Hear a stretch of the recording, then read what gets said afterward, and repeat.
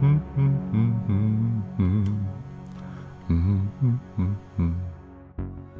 Homestead, Florida, stands one of this generation's megalithic structures, built by a single man named Edward Leedskalnin. First in Florida City, he relocated the entire castle to Homestead, Florida, where he completed the work. Frequently compared to the pyramids at Giza, the heads of Easter Island, and Stonehenge, we look at Coral Castle. One giant question remains. How did he build this? The only first-hand accounts that we have of other people watching Ed work is only at night, where he has been said to sing to the stones that now make up what he called Rock Gate. Many of these single pieces of rock weigh over 1,000 tons, and the question remains, how did he do this? We explore this question among many other questions about the nature of our reality, hidden technology, mathematics, and the world energy grid. Come along with me on this journey as we look into just how Ed Leedskalnin created Coral Castle.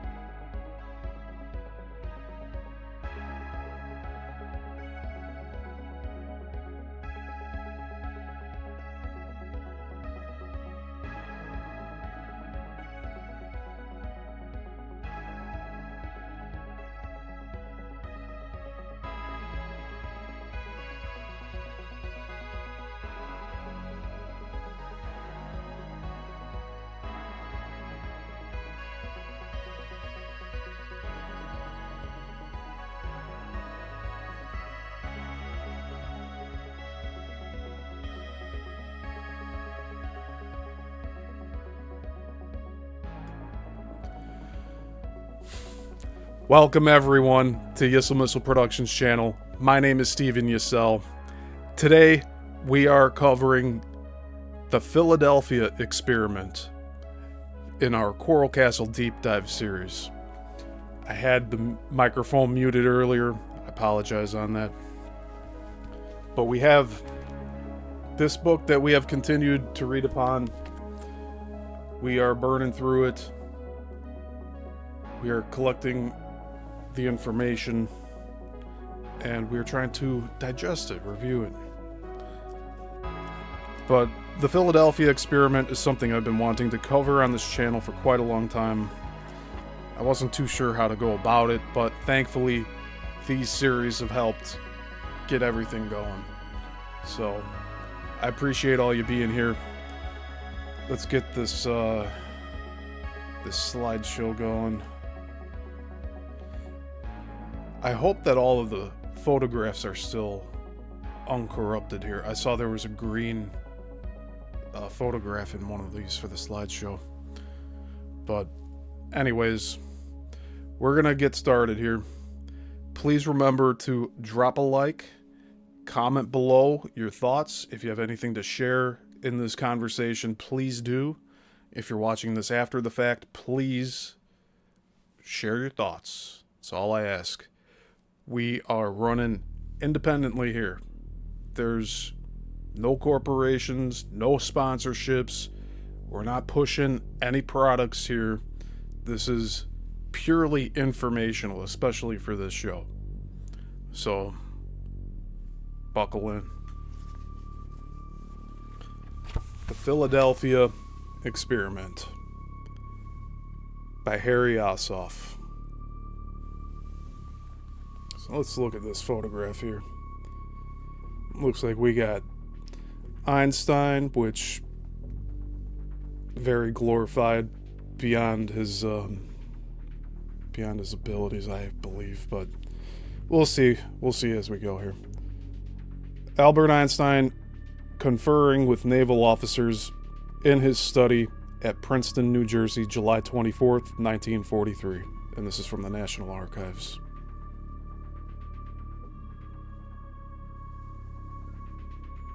So what does this have to do with Coral Castle? Well, if you have no clue whatsoever, you're going to find out today. Alright, so we start with, what page are we on here? We're on page 111, if you are choosing to read along here. So again, this is a compilation of works, and today we're covering Philadelphia Experiment in this portion of the book. And we're going through it from cover to cover. So, no extra fluff here. There's a lot of different articles in this chapter. We'll see. I want to get through this entire thing tonight, so we'll see how that goes. Regional Philadelphia newspaper article, October 1943. Strange circumstances surround tavern brawl. Several city police officers responding to a call to aid members of the Navy Shore Patrol in breaking up a tavern brawl near the U.S. Navy docks here last night got something of a surprise when they arrived on the scene to find the place empty of customers. According to a pair of very nervous waitresses, the Shore Patrol had arrived first and cleared the place out, but not before two of the sailors involved allegedly did a disappearing act. Quote, "They just sort of vanished into thin air. ... Right there," end quote, reported one of the frightened hostesses. Quote, "And I ain't been drinking either," end quote. At that point, according to her account, the Shore Patrol proceeded to hustle everyone out of the place in short order. A subsequent chat with the local police precinct left no doubts as to the fact that some sort of general brawl had indeed occurred in the vicinity of the dockyards at about 11 o'clock last night, but neither confirmation nor denial of the stranger aspects of the story could be immediately obtained. One reported witness succinctly summed up the affair by dismissing it as nothing more than, quote, "a lot of hooey from them daffy dames down there," end quote. Who, he went on to say, were just looking for some free publicity. Damage to the tavern was estimated to be in the vicinity of $600. And again, this is in October of 1943, so I'm not sure how inflation plays into all this.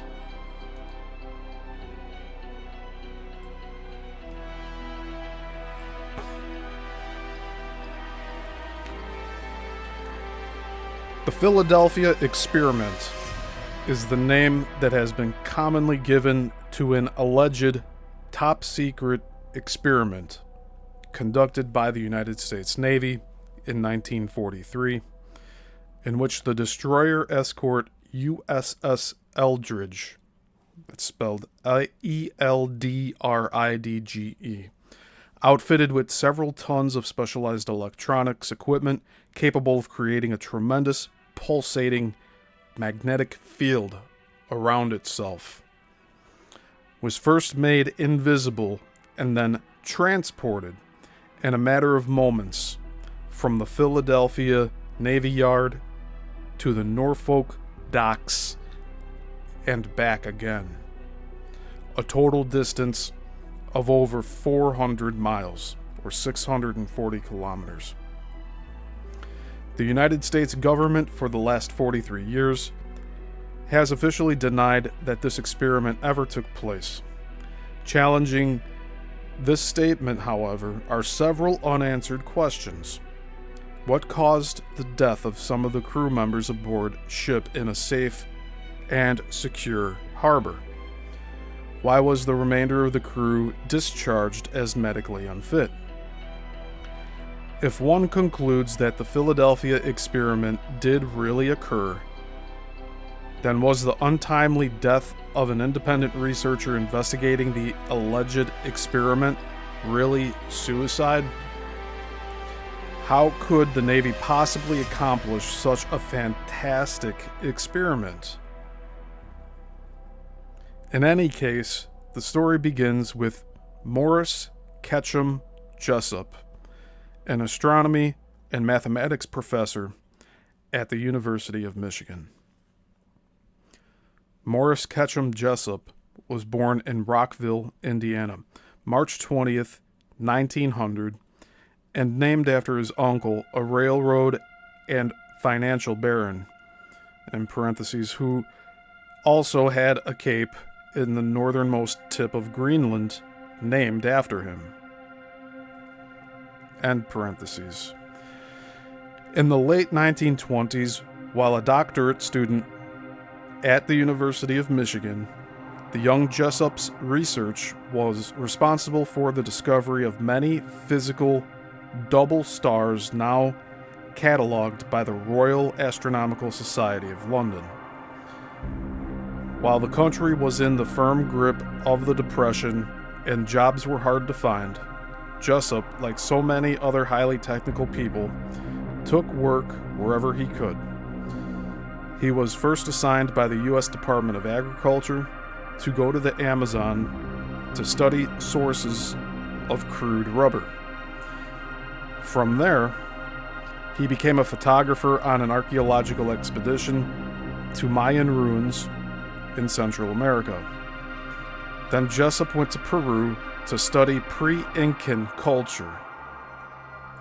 It was in Peru that Jessup, after studying these massive ruins with their incredible exactness and implicit construction skills, speculated that they could have been built only with the aid of levitating devices from skyships of some sort.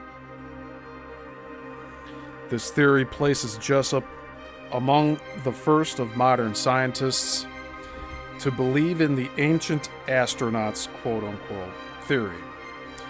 This view naturally did not put him in high regard among his employers and colleagues, and he was soon on his own. Jessup continued his research at his own expense.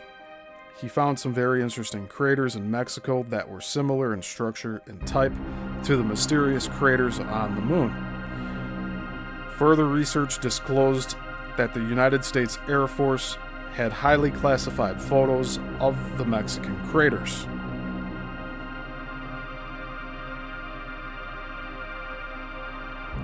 Running out of money, Jessup returned to the U.S. in 1954 to raise funds for further research.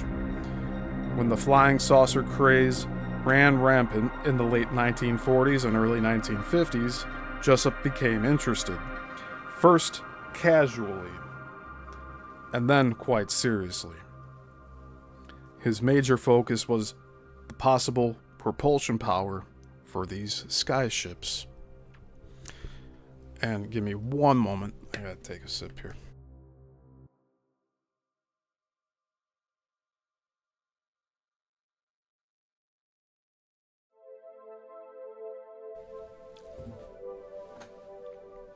Hey Andreas, good to see you here in the chat.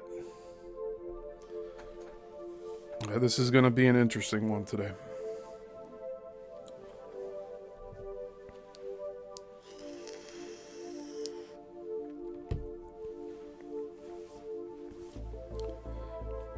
From what he had learned in Central America, Mexico, and Peru, Jessup was convinced that UFOs were a real possibility, and he had enough foundation to prove it.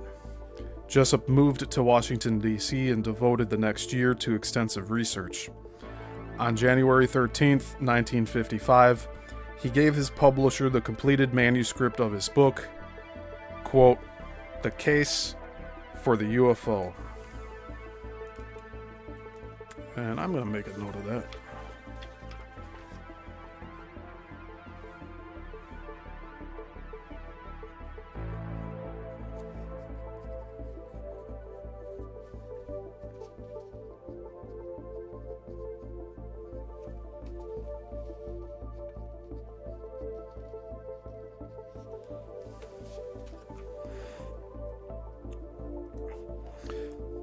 The book sold well enough, such that in the fall of 1955, Bantam issued a paperback edition.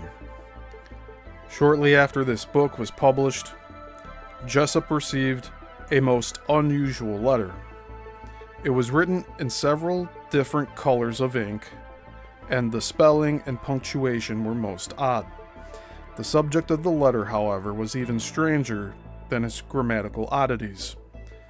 The correspondent, a Mr. Allende, in parentheses, who signed his letters, quote, Carl Allen, end quote, end parentheses, was markedly interested in Jessup's ideas about levitation, and went into great lengths to agree with Jessup's theory that many of our megaliths were built using the technique of levitation. In fact, he assured Jessup that levitation was not only scientifically possible, but was commonplace on Earth in our recent past.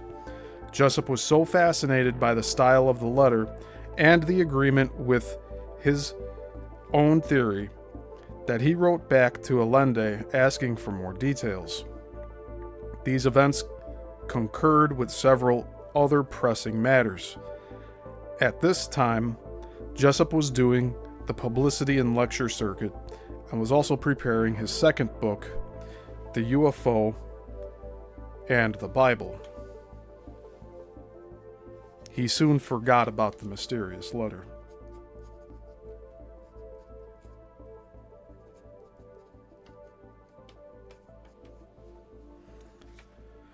During the next year, Jessup pushed for research into the unified field theory, something Einstein had worked on during the last 20 years of his life. It was this consuming interest that brought the, quote, Philadelphia experiment, end quote, back into the limelight. On January 13th, 1956, 75 years ago, by the way, exactly 1 year after this first book was published, Morris Ketchum Jessup received the following letter. And in parentheses, as an editor's note, it is reprinted here exactly as Jessup received it. This letter contains many typographical errors and odd capitalizations of certain words. These have not been corrected as they contain a significant part of the key to the whole matter. However, a few new paragraphs have been made in the long text to aid readability. End parentheses. So I'm just going to read through this. And if I have to show something on camera, like on the camera here, I'll do that. But we're going to read this letter that he received. My dear Dr. Jessup, your invocation to the public that they move en masse upon their representatives and have thusly enough pressure placed at the right and sufficient number of places wherefrom a law demanding research into Dr. Albert Einstein's unified field theory may be enacted, in parentheses 1925 through 1927, end parentheses, is not at all necessary. It may interest you to know that the good doctor was not so much influenced in his retraction of that work by mathematics as he most assuredly was by humantics. His later computations, done strictly for his own edification and amusement upon cycles of human civilization and progress compared to the growth of man's general overall character, was enough to horrify him. Thus, we are told today that the theory was, quote, incomplete, end quote. Dr. B. Russell asserts privately that it is complete. He also says that man is not ready for it and shan't be until after World War III. Nevertheless, quote, results, end quote, of my friend Dr. Franklin Reno were used, italics, were used. These were a complete recheck of that theory, with a view to any and every possible quick use of it, if feasible, in a very short time. There were good results as far as a group math recheck and as far as a good physical, quote, result, end quote, to boot. And then in all caps, yet the Navy fears to use this result, end all caps. The result was and stands today as proof that the unified field theory, to a certain extent, is correct. Beyond that certain extent, no person in his right senses, or having any senses at all, will evermore dare to go. I am sorry that I misled you in my previous missive. True enough, such a form of levitation has been accomplished as described. It is also a very commonly observed reaction of certain metals to certain fields surrounding a current, this field being used for that purpose. Had Faraday concerned himself about the mag field surrounding an electric current, we today would not exist, or if we did exist, our present geopolitical situation would have the very time-bombish, ticking off towards destruction atmosphere that now exists. All right, with an exclamation point at that. The, quote, result, end quote, was complete invisibility of a ship, destroyer type, and all of its crew, while at sea. And in parentheses, October 1943, end parentheses.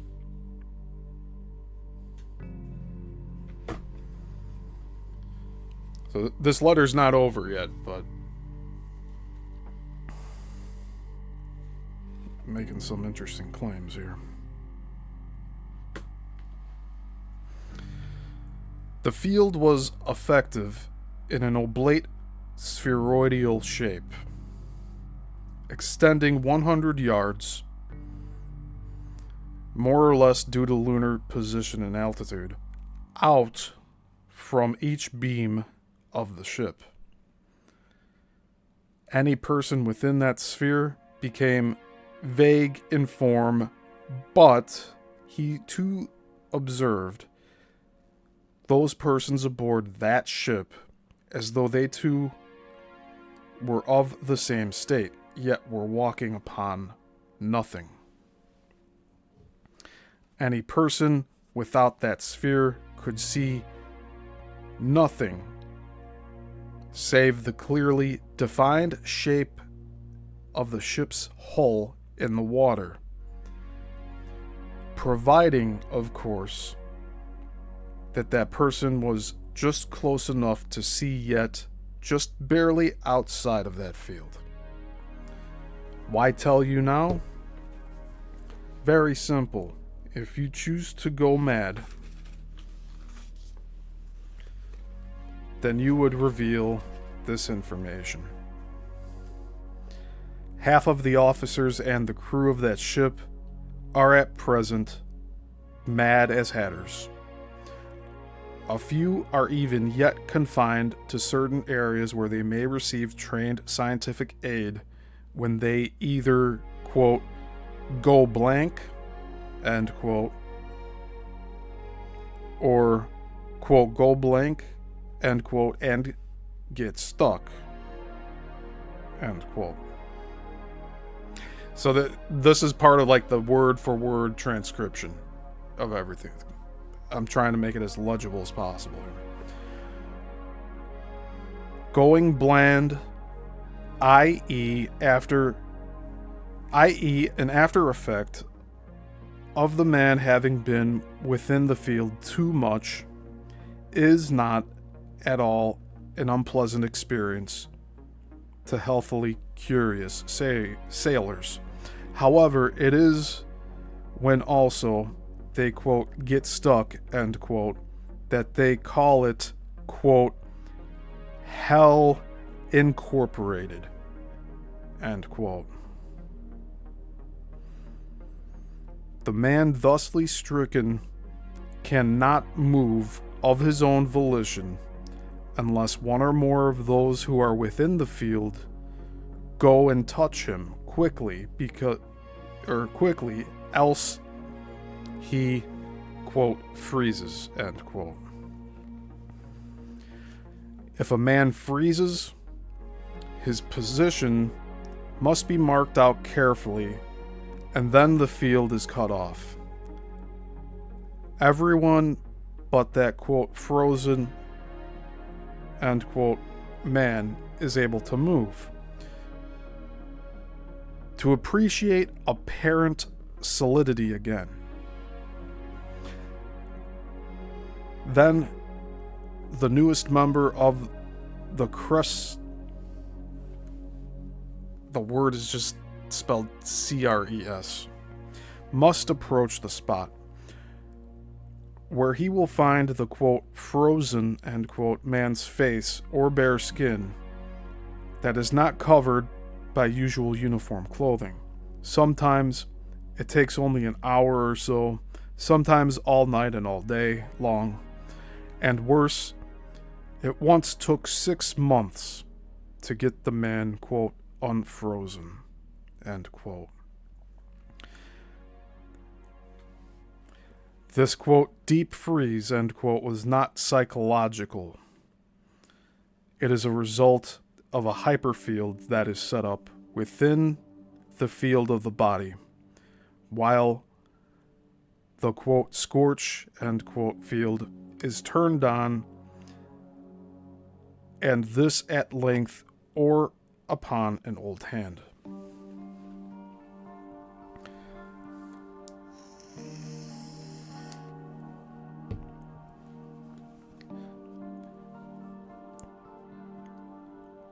A highly complicated piece of equipment had to be constructed in order to unfreeze those who became, quote, true froze, end quote.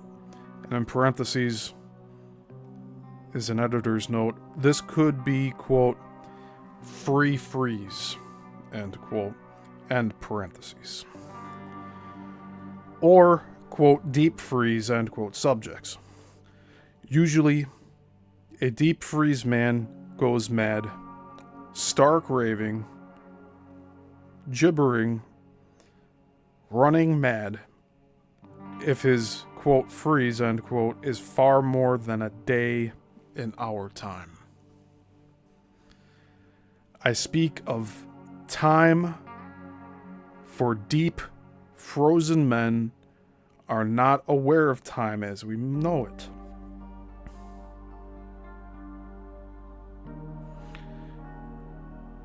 They are like semi-comatose person who live, breathe, look, and feel, but still are unaware of so utterly many things as to constitute a, quote, netherworld, end quote, to them. A man in an ordinary common freeze is aware of time, sometimes acutely so.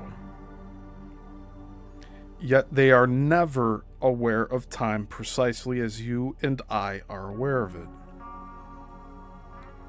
The first deep freeze, as I said, took 6 months to rectify. It also took over $5 million worth of electronic equipment and a special ship berth, BERTH. If around or near the Philadelphia Navy Yard you see a group of sailors in the act of putting their hands upon a fellow or upon, quote, thin air, end quote, observe the digits and appendages of the stricken man. If they seem to waver as though within a heat mirage, and this is in all bold, go quickly and put your hands upon him, for that man is, again in bold, the very most desperate of men in the world. Not one of those men ever want at all to become again invisible. I do not think that much more need to be said as to why man is not ready for force field work, eh?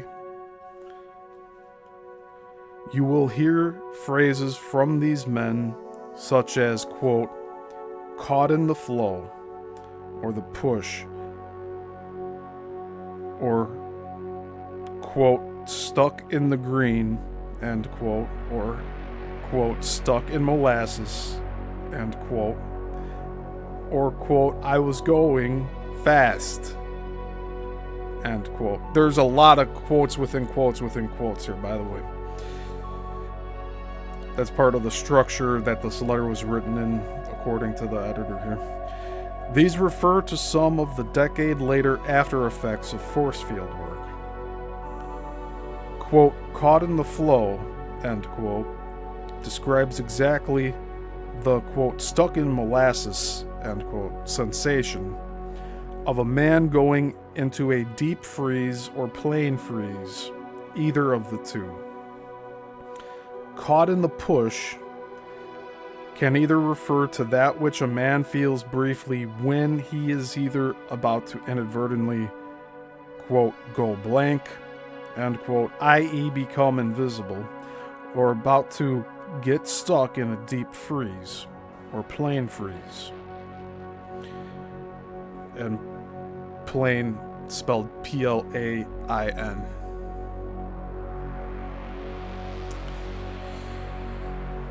There are only a few of the original experimental DE's crew left by now, sir. Most went insane. One just walked through his quarters wall in sight of his wife and child and 2 other crew members, in parentheses and all caps, was never seen again, end parentheses. 2, quote, went into, quote, the flame, end quote, i.e., they, quote, froze, end quote, and caught fire while carrying common small boat compasses. One man carried the compass and caught fire. The other came for the, quote, laying on of hands, end quote, as he was the nearest, but he too took fire. All caps, they burned for 18 days.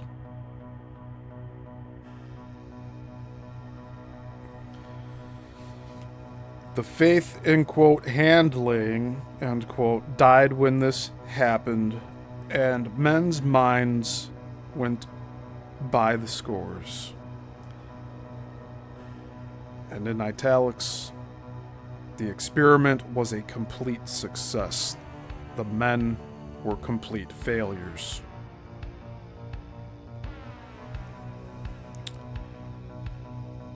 Check Philadelphia papers for a tiny one paragraph, in parentheses, upper half of sheet inside the paper near the rear third of the paper, 1944 to 1946.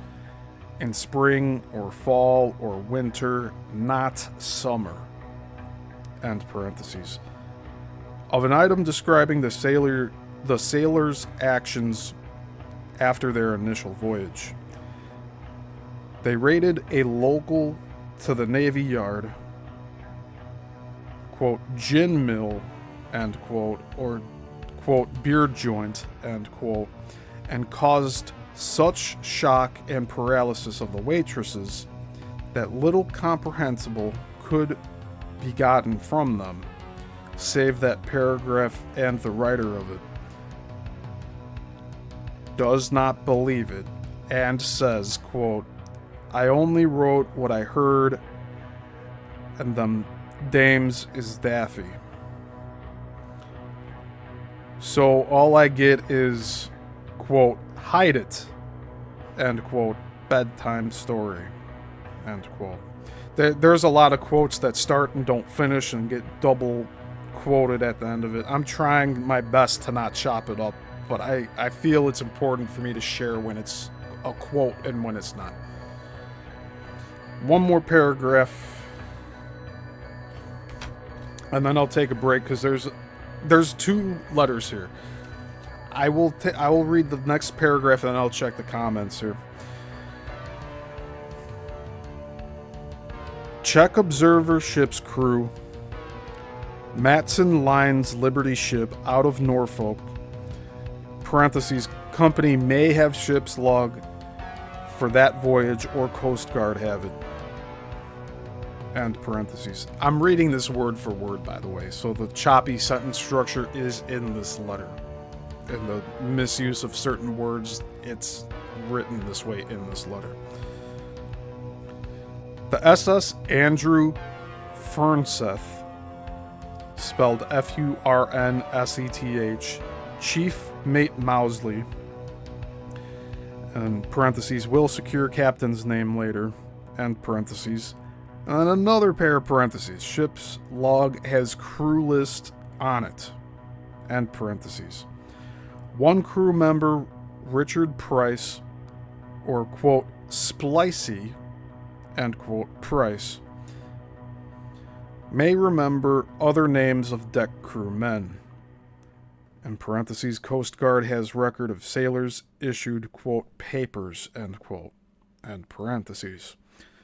Mr. Price was 18 or 19 then, October 1943, and lives or lived at that time in his old family home in Roanoke, Virginia, a small town with a small phone book. These men were witnesses. The men of this crew, quote, Connolly of New England, and in parentheses, Boston, question mark, end parentheses, may have witnessed, but I doubt it. Another set of parentheses, the spelling may be incorrect, end parentheses, did witness this. I ask you to do this bit of research simply that you may choke upon your own tongue when you remember what you have, quote, appealed to be made law, end quote.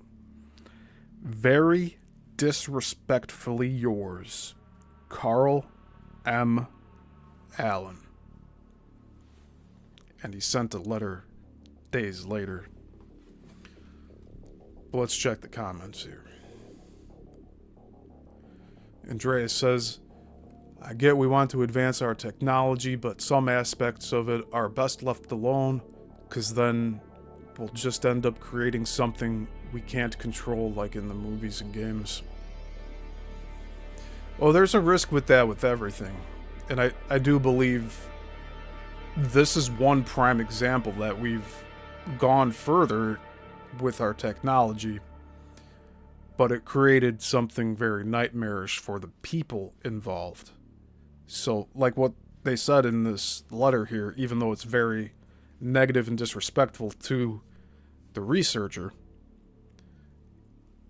it is saying that the experiment was a success in terms of science, but it was a failure on the men involved because they didn't end up right with it. So in a way, I think all of it's a failure, because you want to be able, if they're trying to experiment and discover these new ways of travel with magnetics and creating these force fields and whatnot, it's complicated. But I think it's kind of like we're rediscovering technology. All of this is already here. It's set for us to find. That's how I look at it. And it's just been suppressed over and over and over and over again over time. So thanks for that comment, Andreas.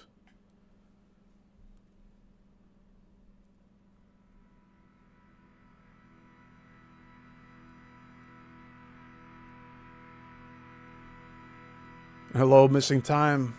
Good to see you here. Andreas says, wow, 18 days, why so long?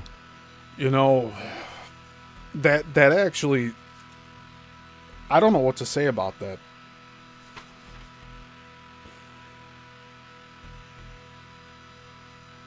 I really don't. It shocked me when I read it.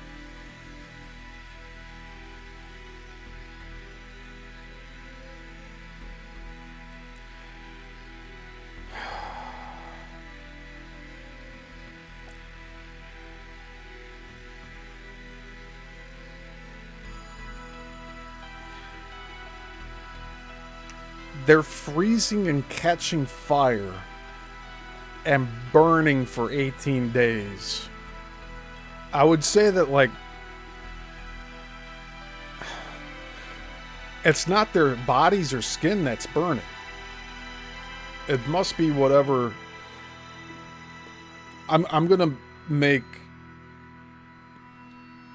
an assumption here, and it's just my opinion.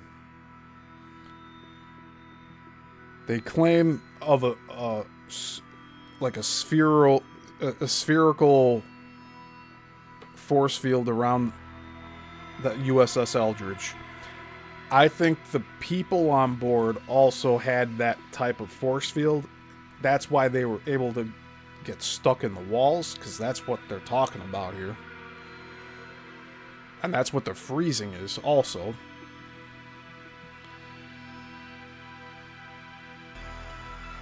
But when they say that they caught on fire, it's almost like if they have their own, if each crew member on board has their own spherical field around them that's behaving the same way as what is occurring on the ship itself, or around the ship itself, encompassing it all.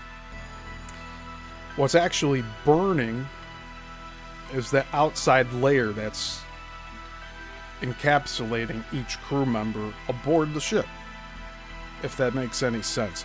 Almost like a gas lantern. It's just continually burning. Now, another thing is, do they feel this pain? I don't know.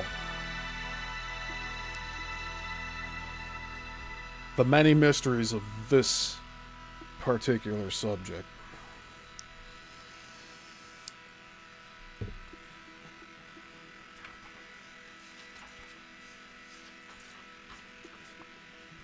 Alright, so before we read this second letter here, we have two photographs. And so I'll read these, here. Carlos Allende, alias Carl Allen, that's the guy who wrote this letter, is the single most important individual in the story of the Philadelphia experiment. He it was who claimed to have seen the Eldridge DE-173 disappear at sea in 1943.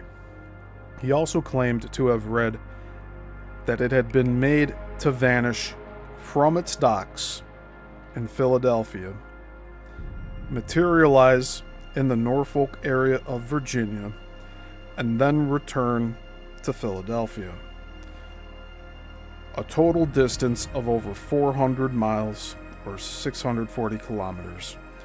Many years later, Allende recalled the experiment at sea. Quote, I watched the air all around the ship turn slightly, ever so slightly, darker than the other air. I saw, after a few minutes, a foggy green mist arise like a thin cloud. I watched as therefore the DE-173 became rapidly invisible to human eyes.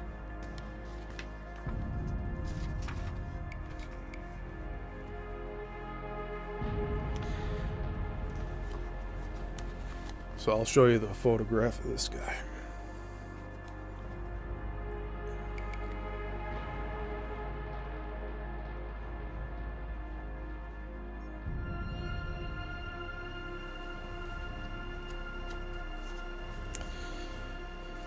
The Philadelphia Navy Docks, Pennsylvania, USA, where, said Allende, the Eldridge was subject of a strange scientific experiment, being teleported to Virginia and back again. And it's an overhead map of the docks.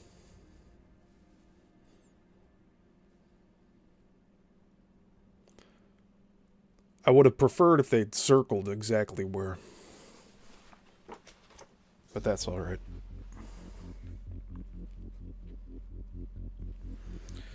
So, Mr. Carl Allen, that's the guy who wrote that letter we just read. And then days later, he wrote a second letter. And we're going to read that now.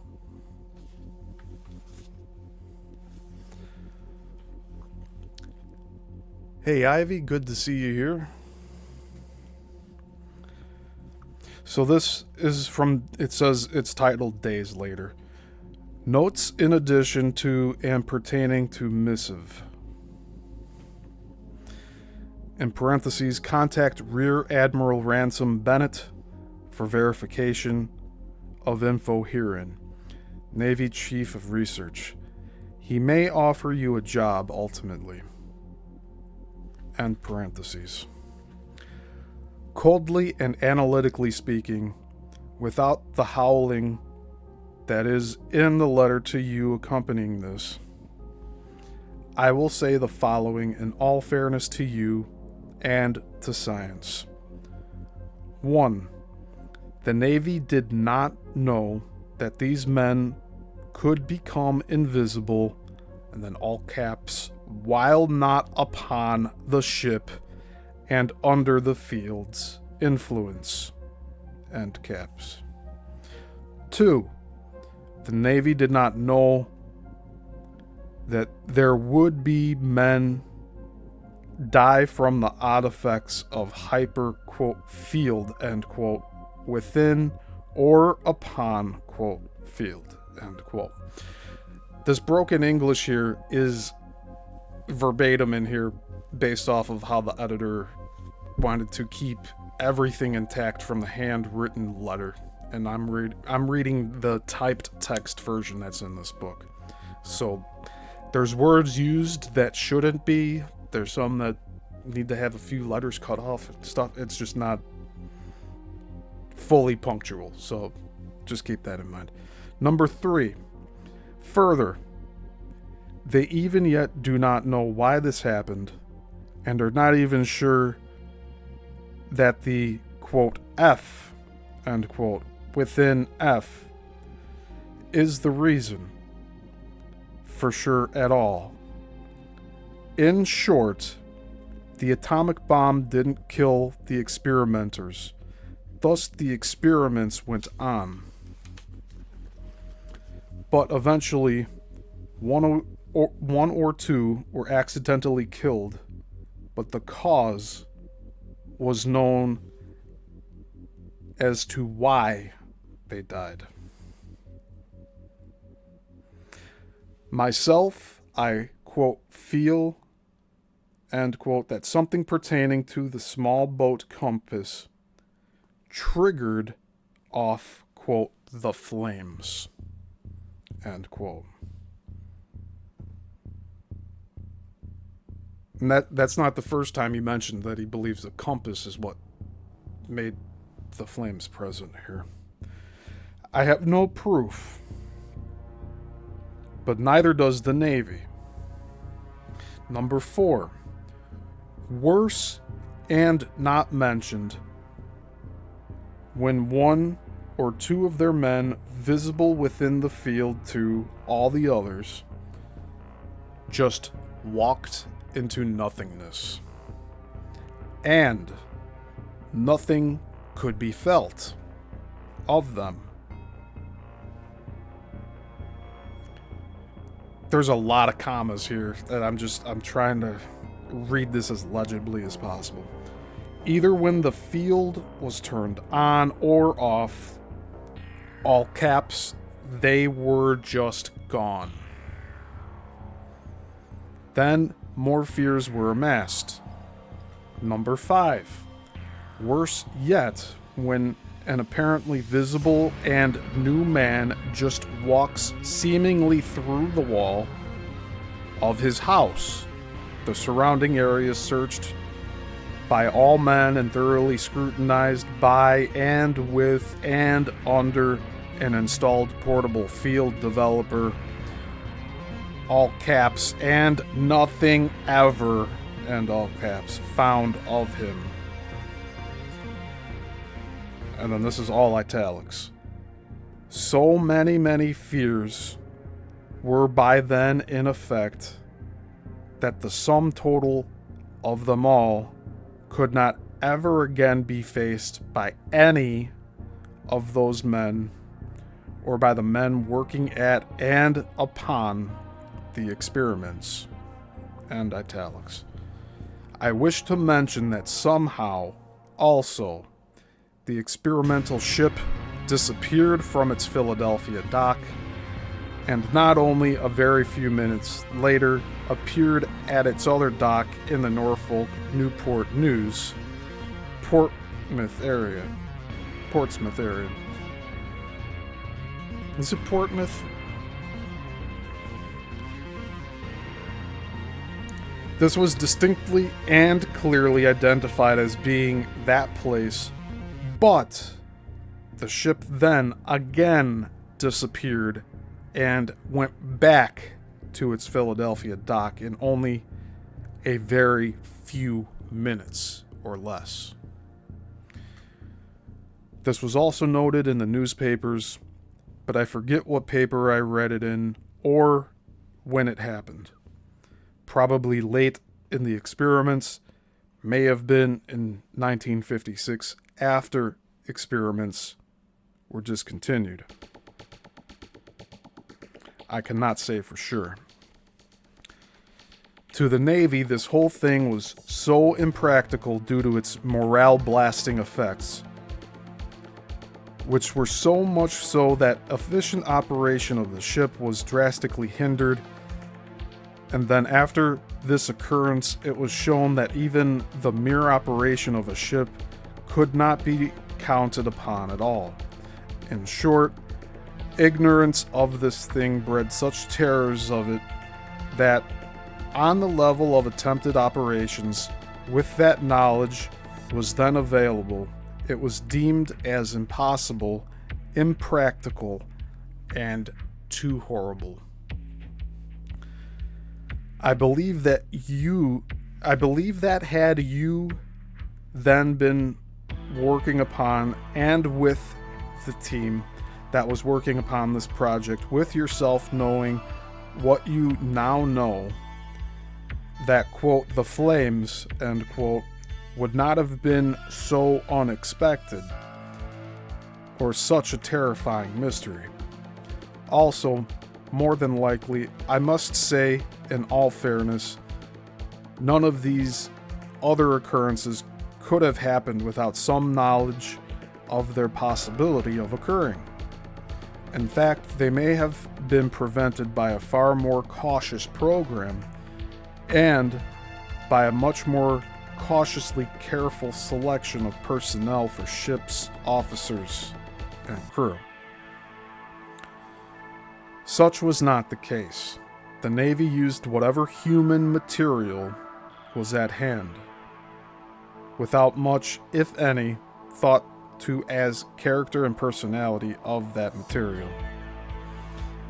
If great care is taken in selection of ship and officers and crew, and if careful indoctrination is taken along with careful watch over articles of apparel such as rings and watches and identification bracelets and belt buckles, plus and especially the effect of hobnailed shoes or cleated shoes, U.S. Navy issues shoes, I feel that some progress towards dissipating the fear-filled ignorance surrounding this project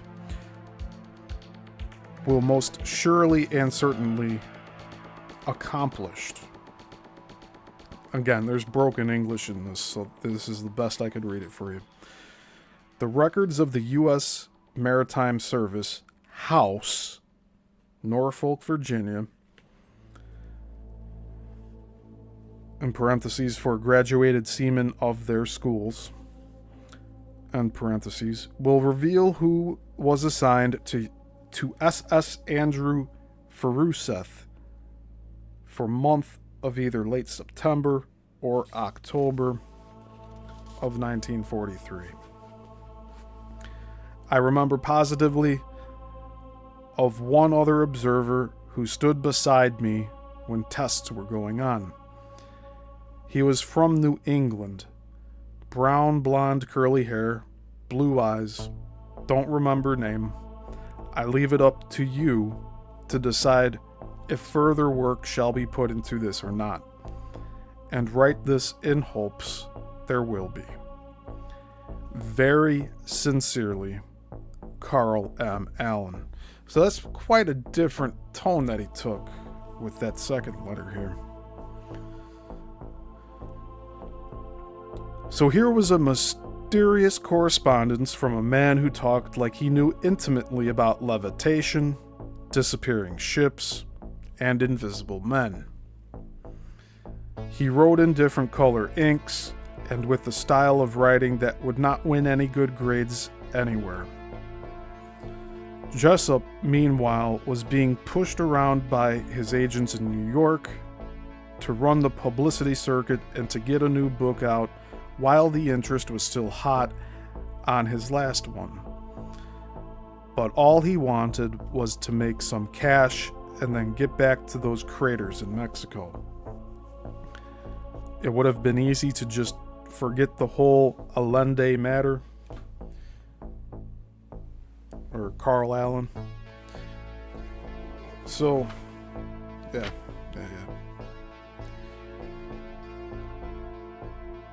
But Jessup sent him a postcard asking for more details, and 5 months later, he received the following reply. And in parentheses, once again, this is reprinted as it was received by Jessup. End parentheses.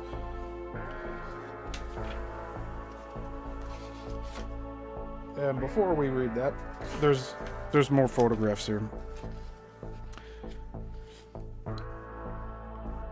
So from the left, the SS Andrew Feruseth, which Carlos Allende, using the name Carl Allen, joined in August 1943. In the photograph of the ship's officers and crew, the man standing immediately to the left of the right-hand ventilator is thought by some researchers to be Allende, or Carl Allen, who served on the ship until January 1944.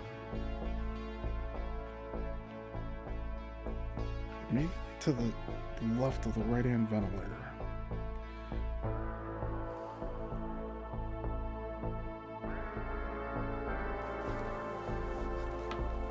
Alright, let's show this here. So there's a crew photo. It's not of the Eldridge, but I mean, either they're talking about here. Could that be Carl Allen? No idea. Or could that be? There's a lot of different people in this.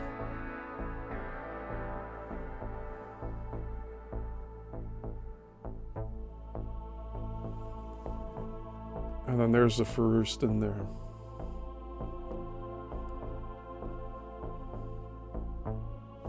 All right.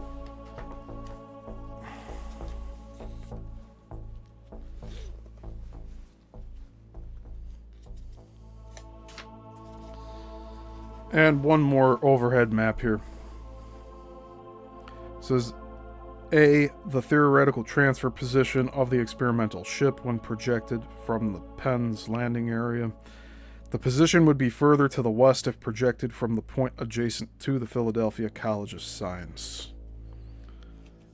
So let me locate this A. So we have this map here.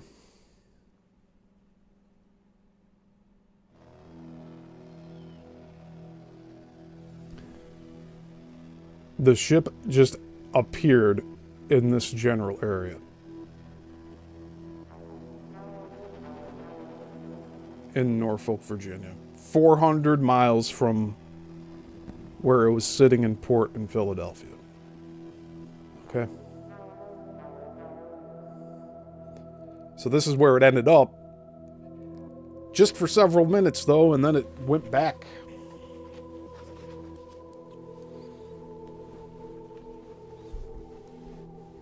Crazy stuff, right?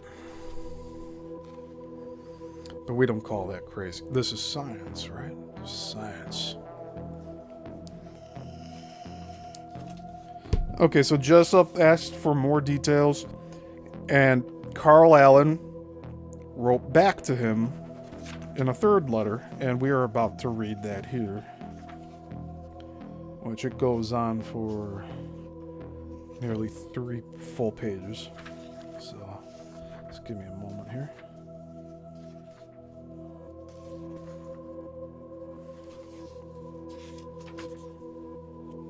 Okay, and we've hit the hour mark, so we gotta, I hope I can keep this within 2 hours. It might go a little over that. Just giving you a heads up.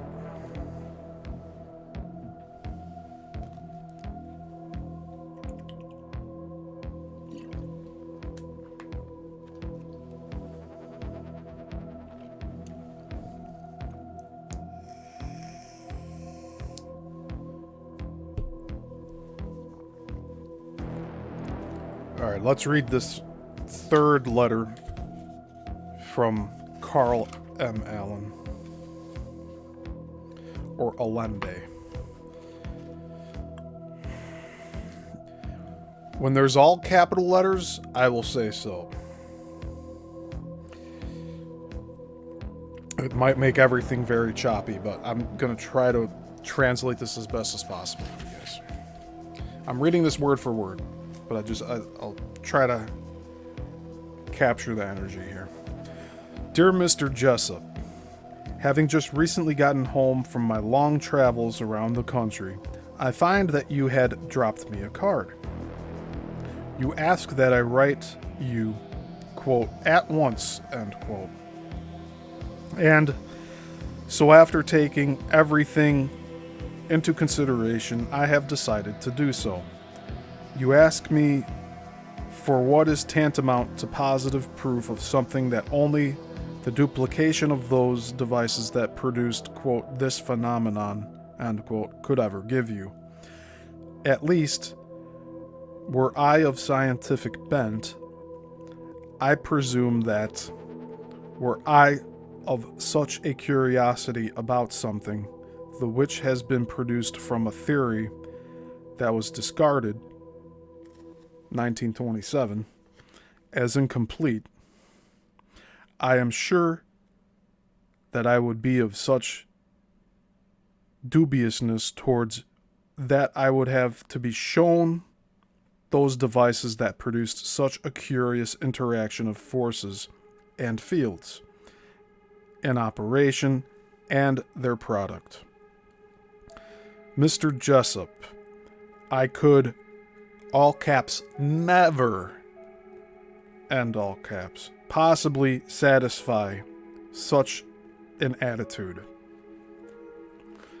The reason being that I could not, nor ever would the Navy Research Department, in parentheses, then under the present boss of the Navy, Burke, end parentheses, ever let it be known that any such thing was ever allowed to be done. So he's basically saying they're going to keep it quiet, right?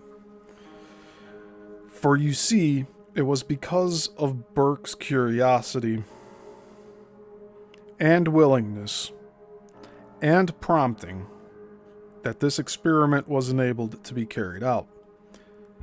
It provided a white elephant, but his attitude towards advanced and ultra-advanced types of research is just, quote, all caps, the thing. And just the word the is quoted, unquote. That put him where he is today. In parentheses, or at least to be sure it carries a great weight. End parentheses.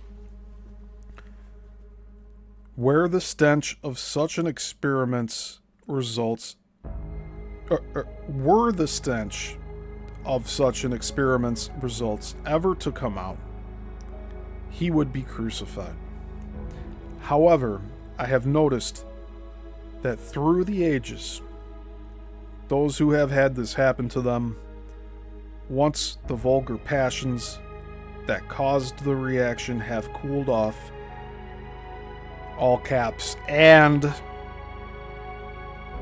all caps, further research, all caps, openly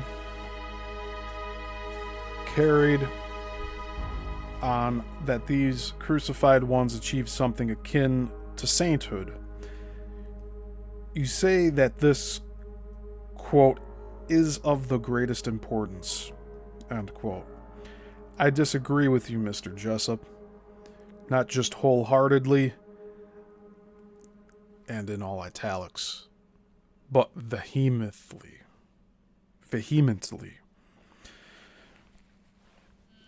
However, at the same time, your ideas and your own sort of curiosity is that of mine own sort. And besides, my disagreement is based upon philosophical morality and not upon that curiosity which drives science so rapidly.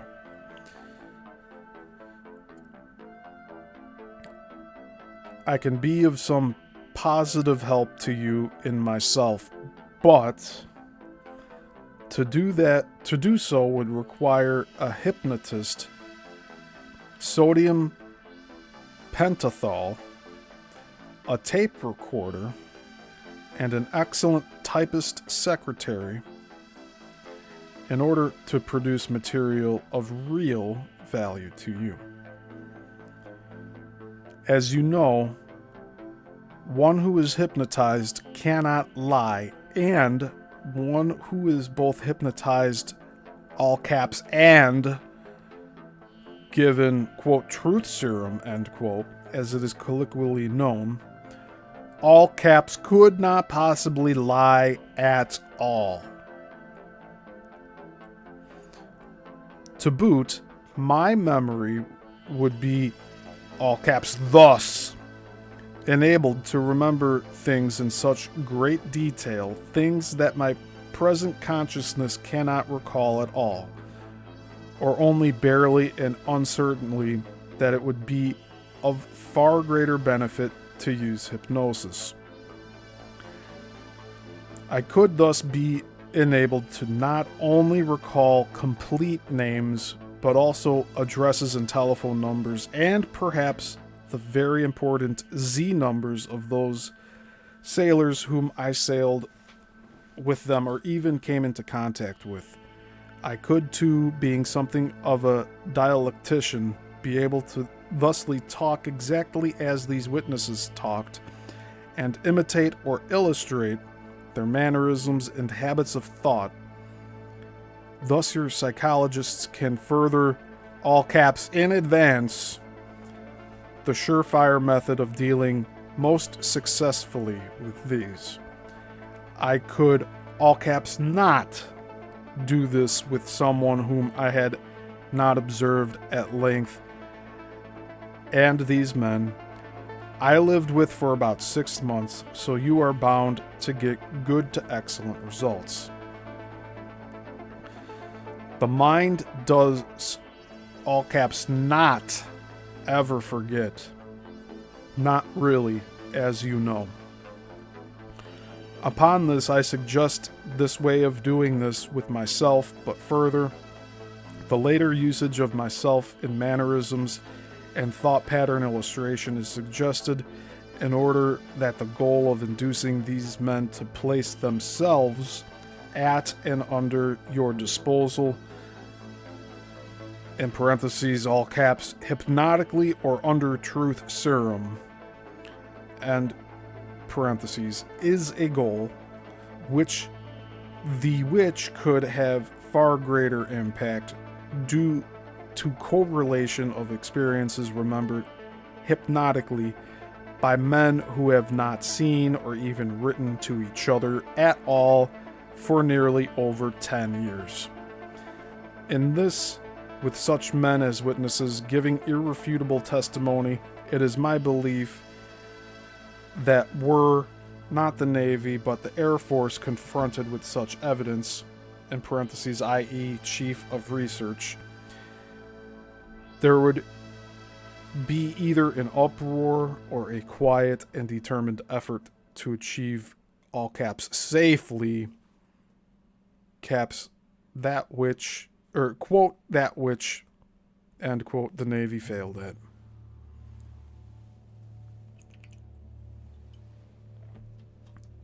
They did, all caps, not fail to, I hope you realize, achieve metallic and organic invisibility. Nor did they fail to, unbesottedly, achieve transportation of thousands of tons of metal and humans at an eye's blink speed. Even though this latter effect of prolonged experimentation was, in parentheses, to them, end parentheses, the thing that caused them to further experiment, the thing that caused them to consider the experiment as a failure, all caps, I believe that further experiments would naturally have produced, and this is bold all caps, controlled transport of great tonnages at ultra-fast speeds to a desired point in the instant it is desired, end all caps, through usage of an area covered by 1. Those cargoes, and 2. That, quote, field, end quote, that could cause these goods, ships, or ship parts, parentheses, all caps, men were transported as well, end parentheses, to go to another point, accidentally, and to the embarrassed perplexity of the Navy, all caps, this has already happened to a whole ship, crew, and all, end caps. I read of this, all caps, and of the off-base AWOL activities of the, end all caps, crewmen who were at the time invisible in the Philadelphia newspaper. All caps, under hypnosis, I can be enabled to divulge the name, date, and section and page number, and all caps, of that paper and the other one. Thus, the paper's, quote, morgue, end quote, will divulge, all caps, even more positive proof already published, end all caps, of this experiment. The name of the reporter who skeptically covered and wrote of these incidents, in parentheses, all caps, of the restaurant barroom raid while invisible, and of the ship's sudden AWOL, and parentheses, caps continue, and who interviewed, end caps, the waitresses, all caps, can this be found, end caps, thus, all caps, his, end caps, and the waitress's testimony can be added to the records. Once on this track, I believe that you can uncover, all caps, considerably more, end caps, evidence to sustain this. Parentheses, what would you call it? All caps, scandal? Or all caps, discovery? End parentheses.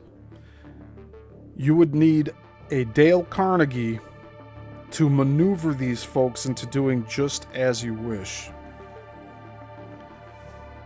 It would be cheaper than paying everyone of all these witnesses and much more ethical. The idea is, to the layman type of person, utterly ridiculous. However, can you remember, all by yourself, the date of a newspaper in which you saw an interesting item more than 5 years ago? Or recall names of men, their phone numbers that you saw in 1943 to 1944? I do hope you will consider this plan. You will progress as not possible in any other way. Of course, I realize that you will need a man who can cause people to want to have fun, to play with hypnotism, one that can thusly dupe those you need to. It's he-you. The 2 words. Okay, with hypnotism that can thusly dupe those you need to. Number 1, come to his demonstrations and thus call on them to be either both, quote, honored, end quote, as helping with the show and doing him a great favor, and or being part of the act for the mite of a small fee. He would, all caps, have to be a man of such an adroit ingenuity at manufacturing and then I guess this was written one line, all italics. Plausible story on. And italics. The instant, and then this is all hyphenated. The instant he sizes up his, quote, personality to be dealt with, all caps, that had cost, all caps, plenty. The ability to convince people of an outright lie as being the absolute truth would be one of his prime prerequisites. And then parentheses, ahem, A-H-E-M, period, and parentheses. Yes, some such skullduggery would have to be thought out well and done. All caps. The ultimate end will be a truth too huge, too fantastic to not be told, a well-founded truth backed up by unobfuscated proof. Positive. I'll reread that. It's all caps.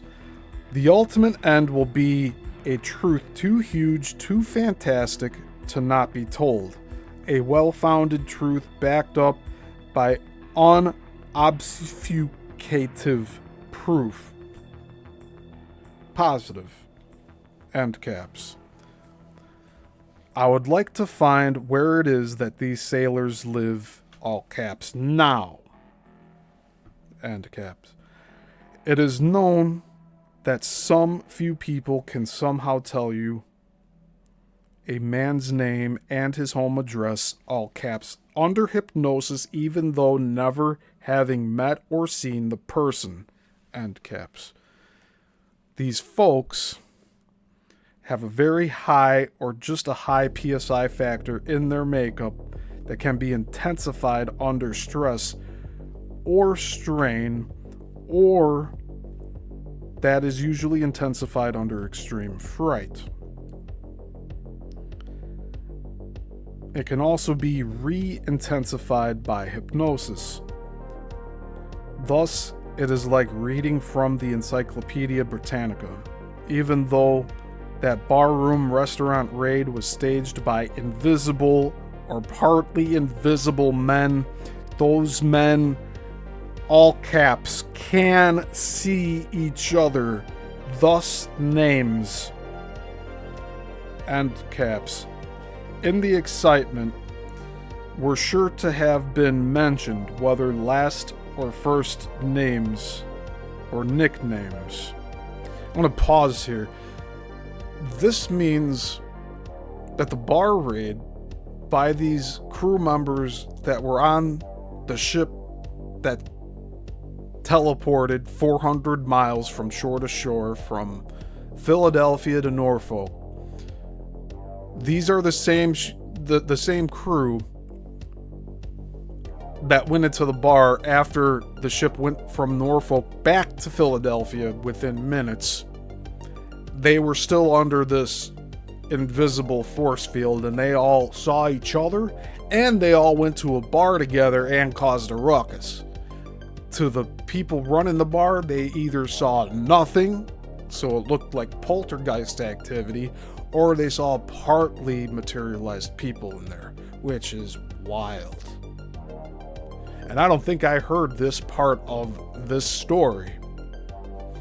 It might be in the movie, but I watched that movie many years ago, and I have it on DVD too, like just for safekeeping. But that movie did a good job showing these physical changes that happened on the ship as it transported. The walls became like liquid, and the crew got stuck in the middle of the walls. So when it did return back, they were like sealed in the wall, half of their body sticking out, probably dead. But we don't know what happened. We don't understand the half of all of this, but this is what's reported. And this is so the new piece of information we're getting out of this portion is that this experiment was successful in terms of moving the ship, but it was a failure in terms of preserving the human crew that was on board, because a lot of them lost their minds.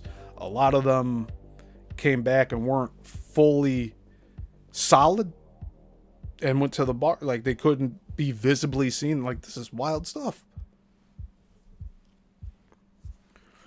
That bar scene sounds like something out of the beginning of some horror movie, really. Missing Time says that it'd be so crazy. Yeah.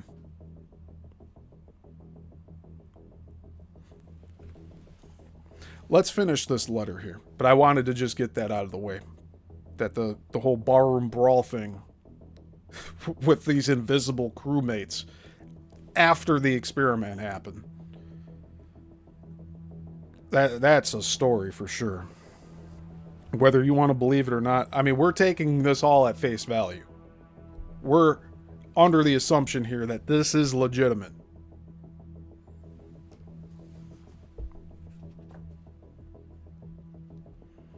All right, let's finish this letter here. A check of the naval yards, dispensaries, or hospital, or aid stations, or prison, all caps, records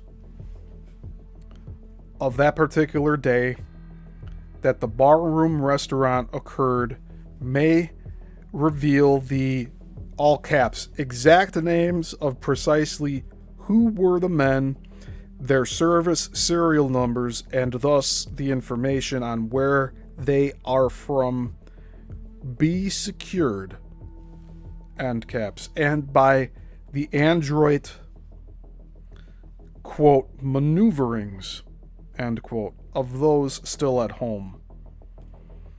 All caps, the name of the place, end caps, where they are at present can be secured. So Carl Allen is saying here in this letter that he knows exactly that he can find where these people are, the ones that are still surviving. I need to look up this one word. Anytime reading books, there's new words that pop up.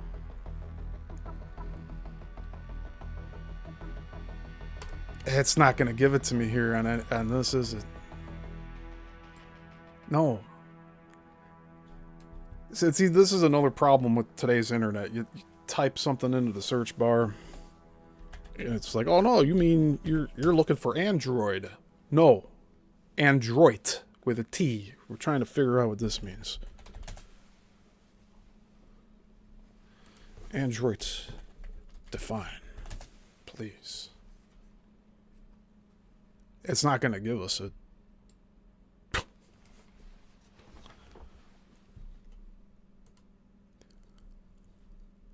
It's all good. We're going to continue on here.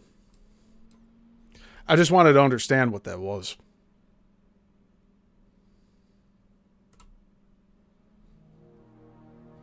All right. 2 more paragraphs in this letter.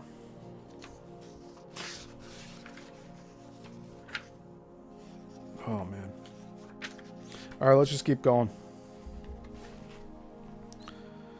All caps. How would you like to actually speak to, in parentheses, or some of, all caps, the men, and parentheses, still all caps, a man who was once an invisible human being. And then parentheses, all caps, may become so in front of your very eyes if he turns off his hip dash set, end caps, and parentheses. Well, all this fantastically preposterous sort of rubbish will be necessary. Just to do that, the hypnotist, psychologist, and all that. Maybe I suggest something too thorough and too methodical for your taste, but then I, as first subject, don't care to be hypnotized at all, but to feel that certain pull of curiosity about this thing that to me is irresistible. I want to crack this thing wide open. Many reasons are simply to enable more work to be done upon this, quote, field theory, end quote. I am a stargazer, Mr. Jessup. I make no bones about this. And the fact that I feel that, all caps, if handled properly, i.e. presented to people and science in the proper psychologically effective manner, end caps, I feel sure that man will go where he now dreams of being, to the stars via the form of transport that the Navy accidentally stumbled upon, in parentheses, to their embarrassment, end parentheses, when their, all caps, experienced ship, end caps, took off and popped up a minute or so later on several hundred sea travel trip miles away at another of its berths in Chesapeake Bay area. I read of this in another newspaper, and only by hypnosis could any man remember all the details of which paper, date of occurrence, and etc. You see? So he put like EH. That's what he's saying in this. Perhaps already the Navy has used this incident of transport to build your UFOs. It is a logical advance from any standpoint. What do you think? And that's the end of that letter, and it's not signed, surprisingly.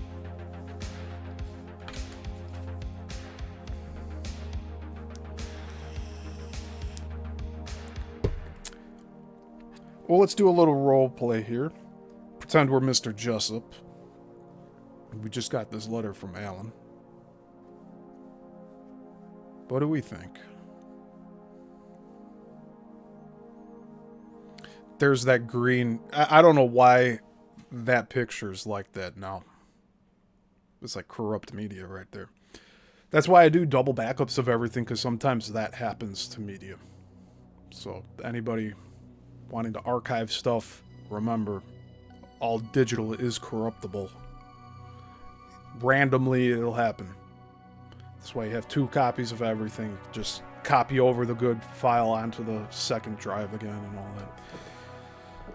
But what are my thoughts on this? What do I think? I'm in Mr. Jessup's shoes. Wrote a few books about this topic and UFOs. Did the Navy use the results of this experiment to develop UFOs? This was in 1943. I'd say there's something to it. 43, they were also doing it on the other side of the world, weren't they?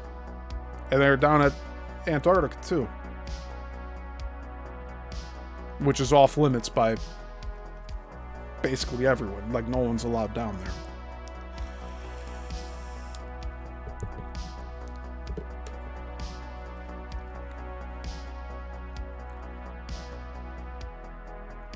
I think the people could accept this if there was an explanation behind it. But part of explaining the technology is that the technology can be misused. So that's the standoff that we're at in present day. 75 years after the fact.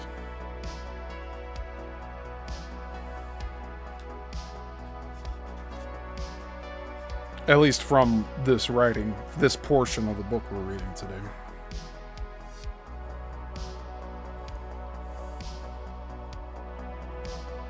Let's see, let's check the comments here.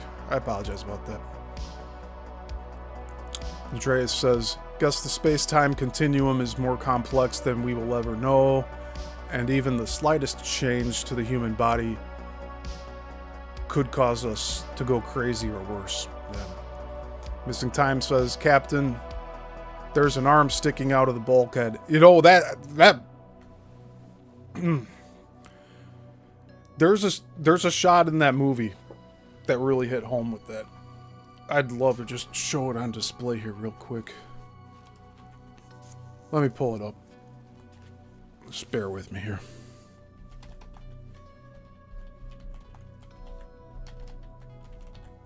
I should be able to.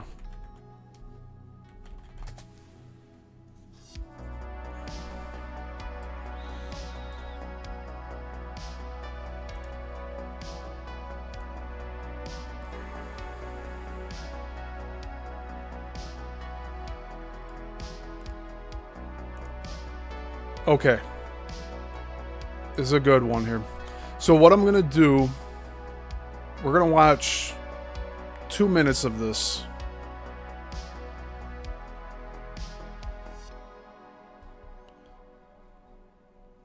All right, let me get this up here. Hopefully I got it.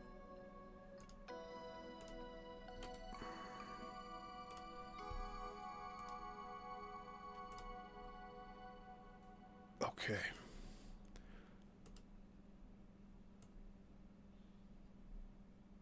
I have it ready. I'm just moving things around here. We're going to put it right by the slideshow.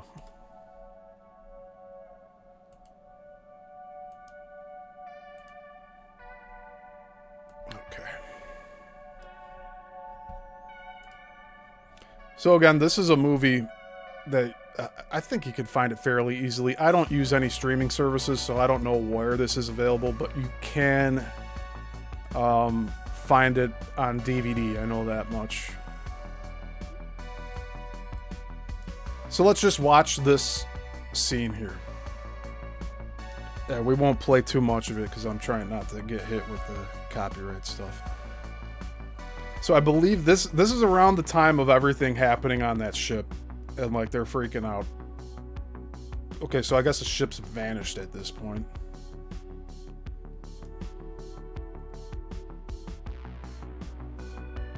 And then it goes to show what's on the inside, what's happening inside the ship.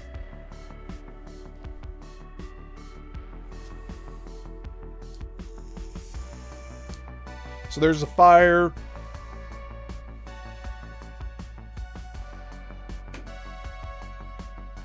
I'd say there'd be some electric interference like that.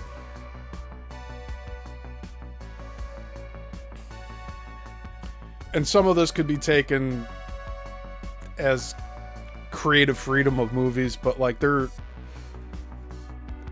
portraying what's written in these descriptions here. I don't know if they jumped off the boat or not. I don't know about that.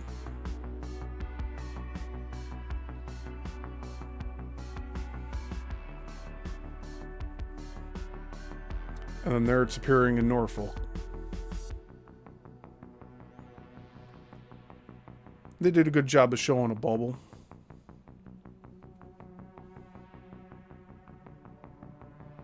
And so they also see this ship just appear. So there's a lot of witnesses of this, right? I'd assume. And then there's the limbs stuck inside of... There you go. There you go, missing time. Person's face and arm. And then here you got this guy's like burned into the ship, half in there. Look at that. Devastating. Brutal stuff. Look at that. And then a tugboat's coming up. Navy. They're scoping this thing out like, what? Why did this just show up here? And they don't even know about the crewmates that are like stuck inside the walls like that. Wild stuff. And they're still watching for wherever it was. So there's that.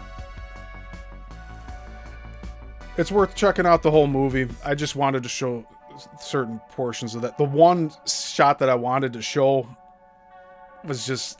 it wasn't there. It showed something much worse on the deck. So sorry about that. Showing the charred remains of people. I'll try to put a warning on this one when I re-upload it.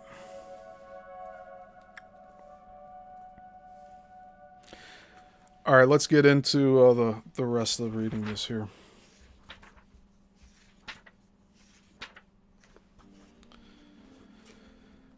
One could conclude from the beginning of the letter that Jessup had asked for some specific hard, cold facts. He could even have been looking for the actual equipment design. What he got back was as an answer was, quote, "I can't give you those things, but how about truth serum and hypnosis?" End quote. Allen's answer was too fantastic to believe, and since he provided no new information, Jessup disregarded these letters as ramblings from a crazy person with a fondness for UFOs. There wasn't anything else to do.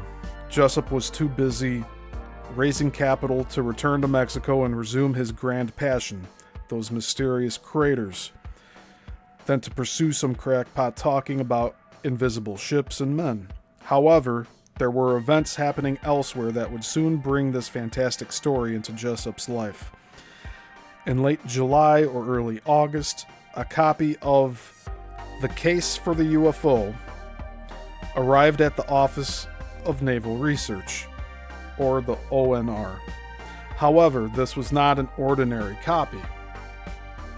It had been sent to Admiral N. Firth as a manila envelope, and across the front of it had been scribbled, quote, "Happy Easter," end quote. The book itself was well worn and contained handwritten comments at the top, bottom, and margins of the pages.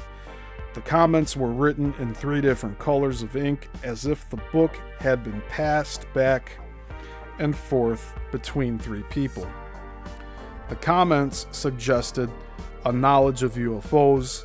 They're mentioned their method of propulsion and the origin and background of the beings operating them. The book at that time fell into the possession of Major Darrell L. Ritter, in parentheses, USMC Aeronautical Project Officer at ONR, end parentheses, who took a great interest in these comments. It was obvious that a great deal of time and effort had been put into this book. Major Ritter was also aware of the government's momentary interest in anti-gravity research, and felt that the comments about undersea cities built by 2 groups of extraterrestrials, in parentheses, called the LMs and SMs, end parentheses, were quite intriguing. These were explanations for mysterious ship and plane disappearances in the Bermuda Triangle, which we'll be continuing on Thursday. Also included was an extensive commentary on the origins of odd storms and clouds, of objects falling from the sky, of strange marks and footprints that Jessup had written about, and many odd words, such as mothership, homeship, dead ship, great ark, great bombardment, great return, great war, little men, force fields, deep freeze, measure markers, scout ships, magnetic fields, gravity fields, sheets of diamonds, cosmic rays, force cutters, inlay work, clear talk, telepathing, nodes, vortices, and magnetic net, end parentheses, that were used throughout the book and which might be of some value for later research. Afterwards, Major Ritter passed the book on to 2 other ONR officers, Commander George W. Hoover, in parentheses, Special Projects Officer, end parentheses, and Captain Sidney Sherby. These men were intimately involved in the Navy's Project Vanguard, code name for the U.S. effort to develop the first artificial Earth satellite. Commander Hoover and Captain Sherby, reviewing the book and the mysterious comments within it, invited Jessup to come to ONR and discuss his book. By this time, it was the spring of 1957, and 18 months had passed since the book had first arrived at the ONR. As Jessup read the annotated book, he reportedly became more and more distressed because the comments referred to subjects he had heard about, but which had not been mentioned in his writings. The person or persons who had written these comments had a good understanding of the current, quote, myths, end quote, of UFOs, extraterrestrials, and other objects, mainly the concern of psychics, cultists, and mystics. Jessup became confused as to why the United States government was so interested in the scribblings from such an apparently cluttered mind. As he read further, he came across a comment concerning a secret Navy experiment in 1943, and immediately he knew who had been responsible for the crazed and disjointed comments.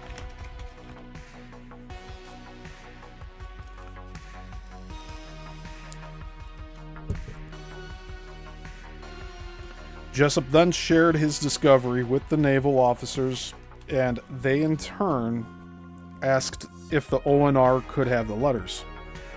They then informed Jessup that a special edition of his book was being produced by them, and it would include all the editions. Jessup consented to the new edition and made 3 additional trips to the ONR concerning this matter. Shortly after these meetings, Jessup was involved in a car accident. At the same time, he began experiencing marital difficulties. Close friends say he was never quite the same after that.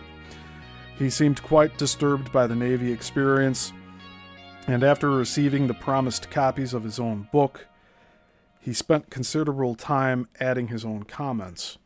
Hoover and Shelby would, in the days to come, make many attempts to find the elusive Allende, or Carl Allen, but with no success. Jessup was still confused as to why the Navy was so interested in this matter, and he spent considerable time researching the details of the operation known as the, quote, Philadelphia experiment.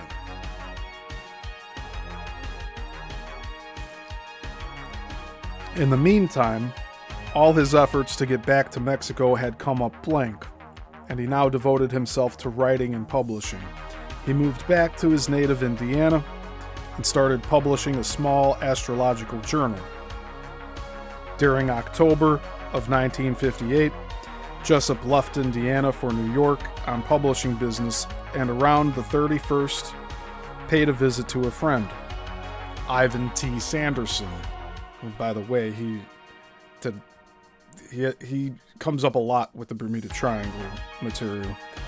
Founder of the Society for the Investigation of the Unexplained, or the SITU. Over dinner, Jessup gave Sanderson the copy of the book he had been making notes in.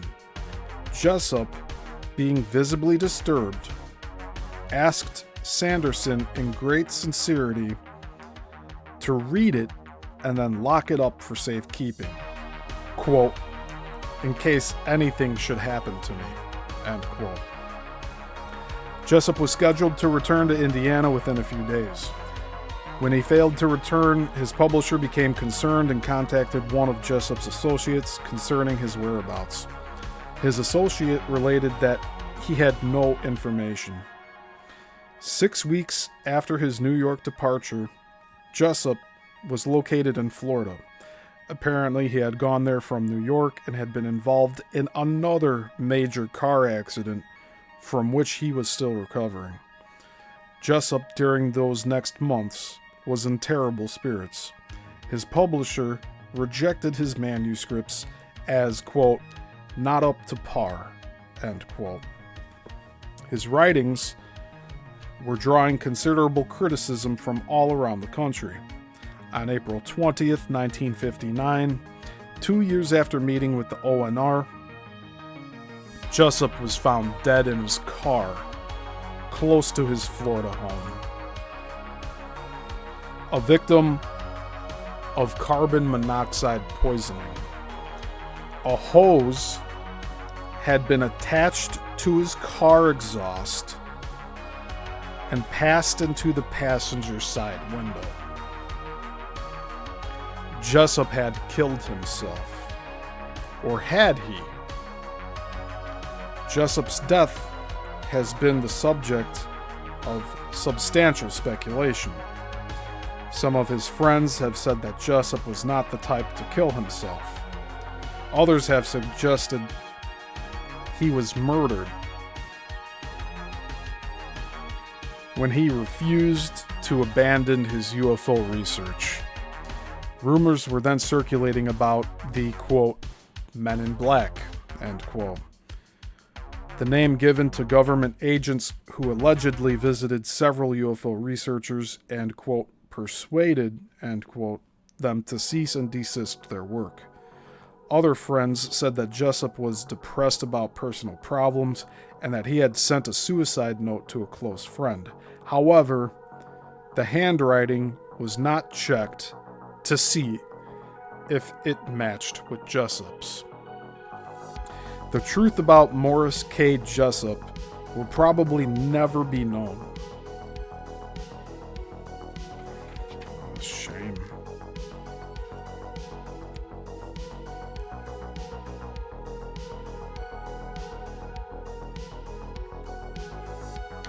Placing him in that same file cabinet along with Karen Silkwood.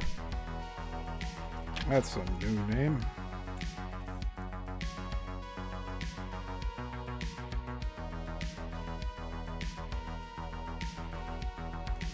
Karen Silkwood, John F. Kennedy, Martin Luther King, and other humans regarding whom certain factions in our society would have an easier time of things if they were invisible or dead. So we might ask, did the Navy really make a destroyer-class ship disappear and transport itself over 400 miles of ocean in a matter of moments? Or is this just some fantastic story? And if this is not just a story, why did they do it? We know by the results why the Navy might have wanted to keep things quiet. Governmental cover-ups are not new. They seem to come with the institution. Maybe we can reach a conclusion more easily if we learn more about the last day of Jessup's life. Dr. J. Manson Valentine, an oceanographer, archaeologist, and zoologist, had been a friend of Jessup's for the last 14 years of his life while he resided in Florida. Jessup, as we know, was very upset during the last months of his life and was reaching out more than ever to talk with someone.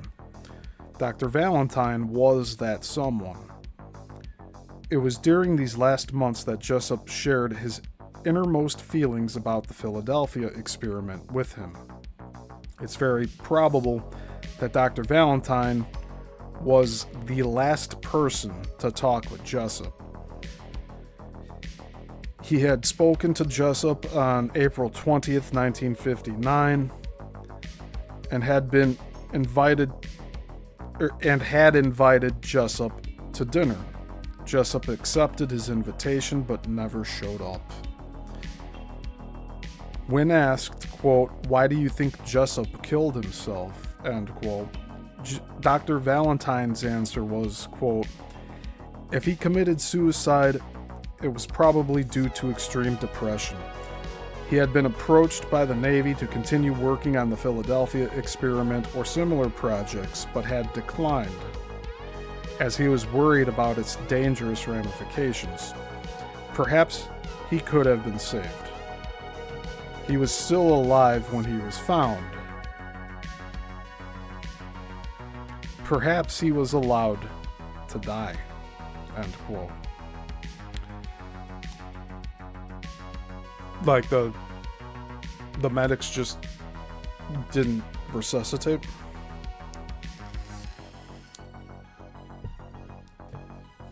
Dr. Valentine went on to say that Jessup had researched the question of the Philadelphia experiment, quote, pretty thoroughly. You must remember that he was not a crank writer, but a distinguished and famous scientist, end quote.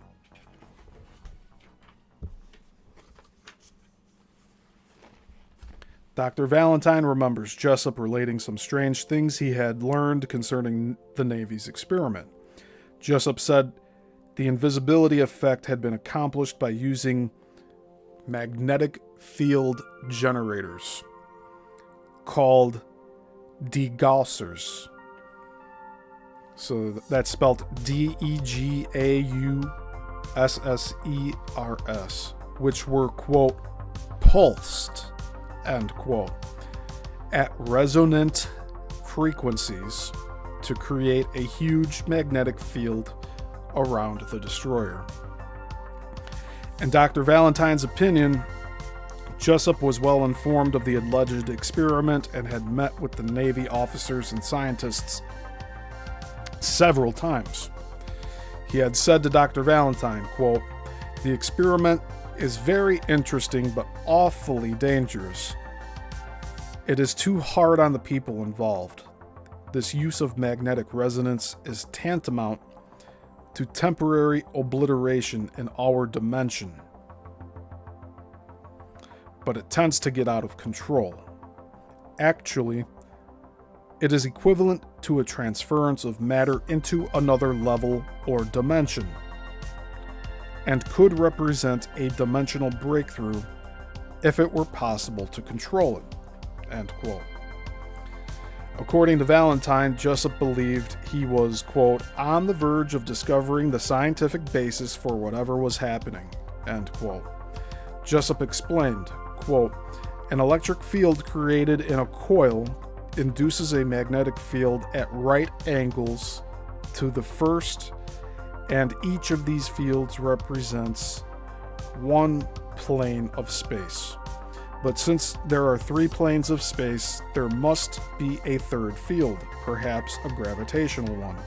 By hooking up electromagnetic generators so as to produce a magnetic pulse, it might be possible to produce this third field through the principle of resonance, end quote. Jessup thought the Navy had discovered this by accident.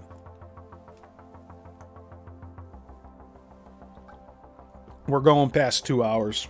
I apologize for that. There's like 8 pages left, roughly.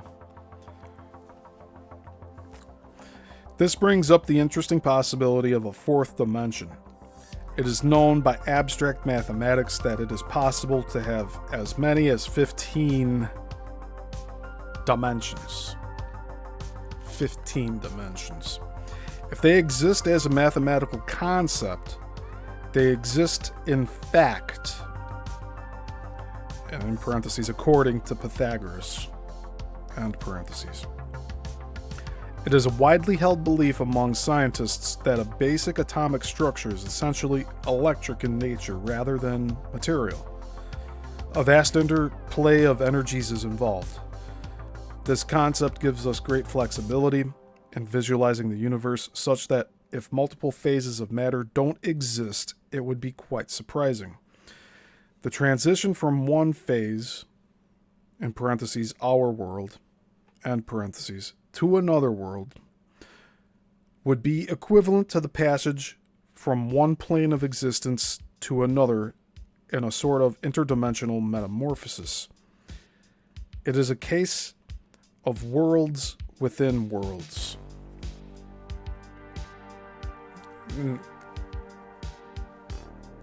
That's what I'm starting to come to the conclusion to. Magnetism is thought to be the key factor in the control of these dimensional changes. Magnetism is the only phenomenon for which scientists have no mechanical explanation. We can visualize electrons traveling along a wire to create electric current, and we can envision waves of different frequencies to create heat, light, and radio. But a magnetic field defies mechanical interpretation.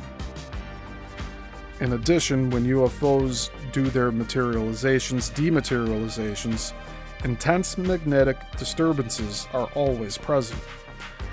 With these thoughts in mind, let's see how the concept of a, quote, world grid, end quote, would be a key factor in the location and function of the alleged Philadelphia experiment.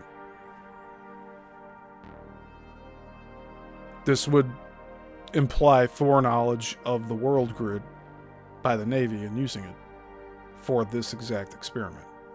Similar to the nuclear bomb.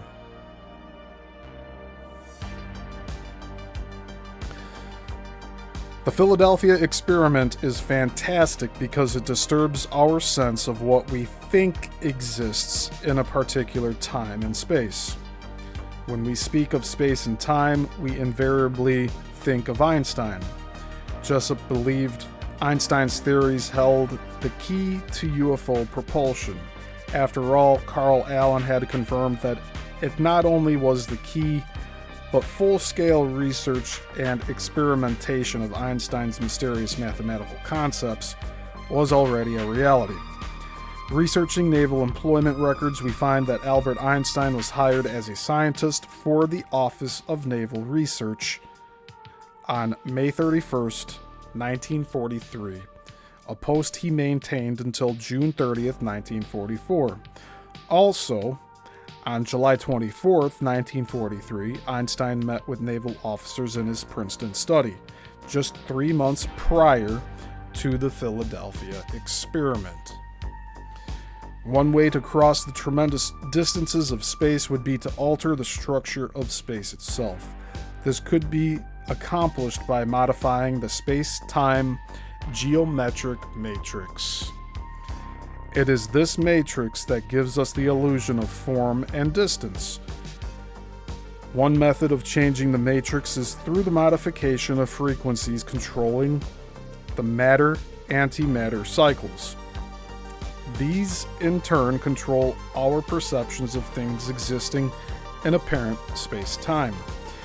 Einstein's premise is that time is a geometric concept. Therefore, if this could be altered, then all of the universe would become available to us at any single moment. That sounds a lot like time travel to me. In 1 second, we could travel great distances, for at that point, distance would be revealed as an illusion. According to a prevalent view, time is the factor that keeps objects apart in space. With the possibility of moving from place to place in what is called, quote, zero time, end quote, then both places exist in the same place according to our perception. By speeding up the geometric of time, we are able to bring distant objects closer together. This is the secret of extraterrestrial spacecraft. They travel by altering the space dimension and bringing time to zero. Einstein believed that physical matter was nothing more than a concentrated field of force. What we see visually as a physical substance is in actuality a combination, in parentheses, or four-dimensional matrix, end parentheses, of frequencies. Different frequencies combine in different ways, thus creating different physical masses. These masses seem solid to us because we are also made up of similar waveforms which vibrate within a defined bandwidth. And this bandwidth makes up the limited perspective of our visual physical world. And I want to just mention the word bandwidth is hyphenated, so band hyphen width. The word today is unhyphenated, and the internet computer realm here. So, in the famous equation of E equals mc squared, m for the value of mass can be replaced by a value representing a specific waveform.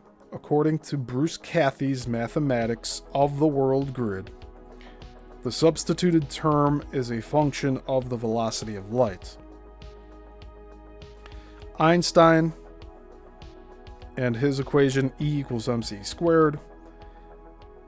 The Cathy grid, the equation m equals c plus the square root of 1/c. Not sure how that, it's like 1/2 of, I don't know. You can input a number into the c variable, I guess. Therefore, E equals, I'm just going to show it. It's a harmonic equation 1.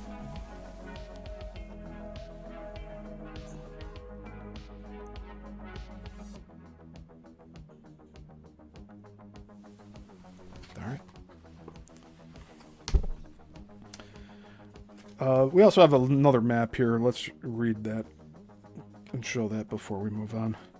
Position A, theoretical experimental site in the vicinity of the Philadelphia College of Science. Position B, theoretical experiment site in the vicinity of Penn's Landing. Latitude A through B equals 143,795.77 seconds of arc north. The speed of light harmonic at the Earth's surface.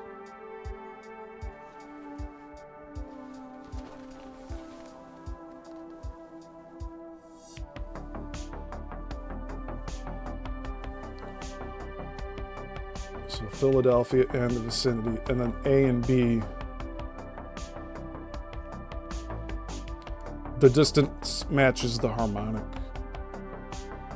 of light.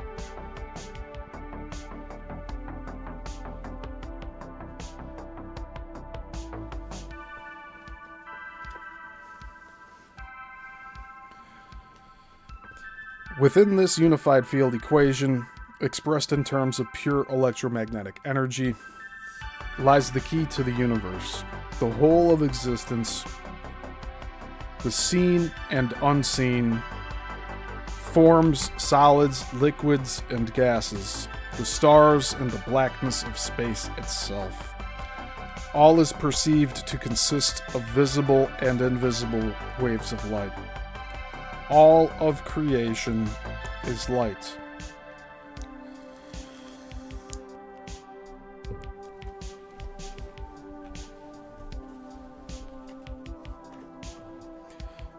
The Earth is simply a huge magnet wound with magnetic lines of force. The coils are 1,725 centimeters squared in one direction and 1,850 centimeters squared in the other. These lines of force form a grid pattern due to the spin of our planet. At any given point, there are 1 trillion lines of force crossing and creating small vortices. I really wonder if the reason why we don't have like the code cracked here yet is because of these variables of the spinning and the globe. I don't know if that's what's causing this disconnect here with implementing any of this stuff. You know? I can't give a solid answer to that.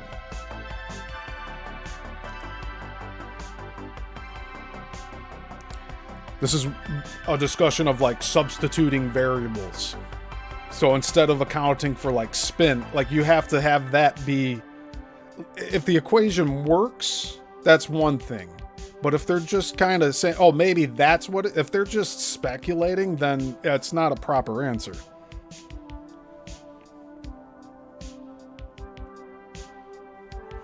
At any given point, there are 1 trillion lines of force crossing and creating small vortices.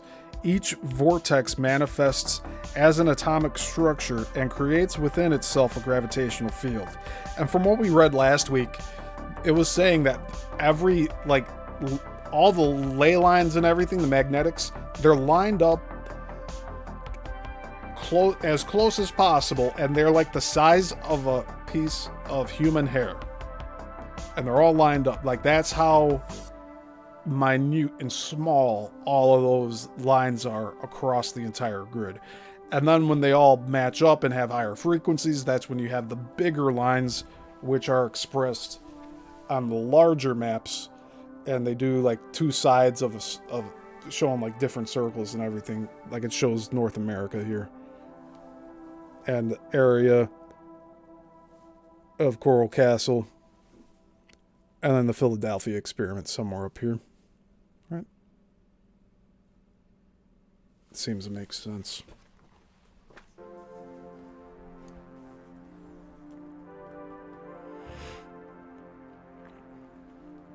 Each vortex manifests as an atomic structure and creates within itself a gravitational field.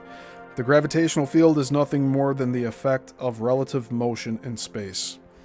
You see, it's just, they throw it away. It's a throwaway line. Matter is drawn towards a gravitational field just as a piece of wood is drawn into a whirlpool.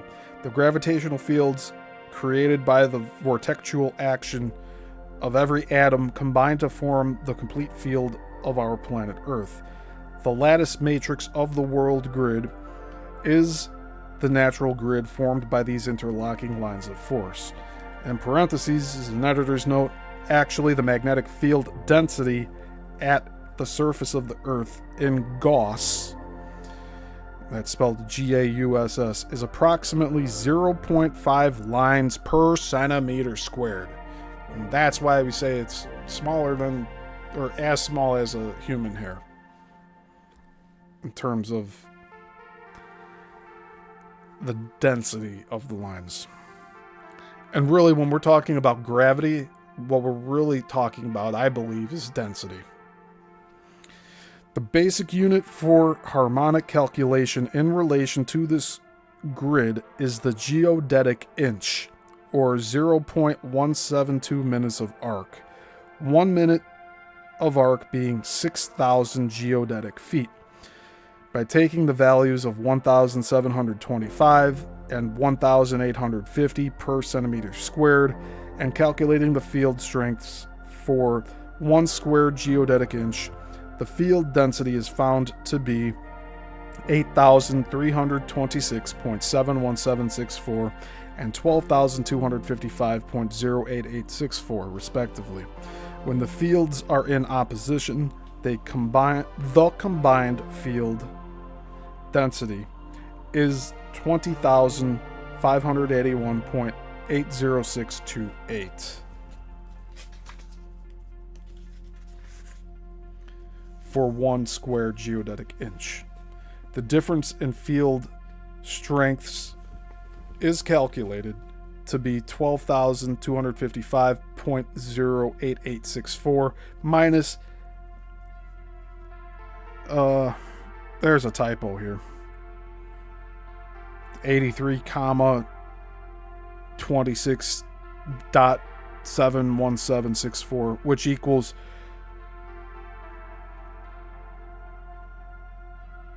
3,000. Okay, so it was 8,326.71764. The comma is in the wrong spot, which equals 3,928.371.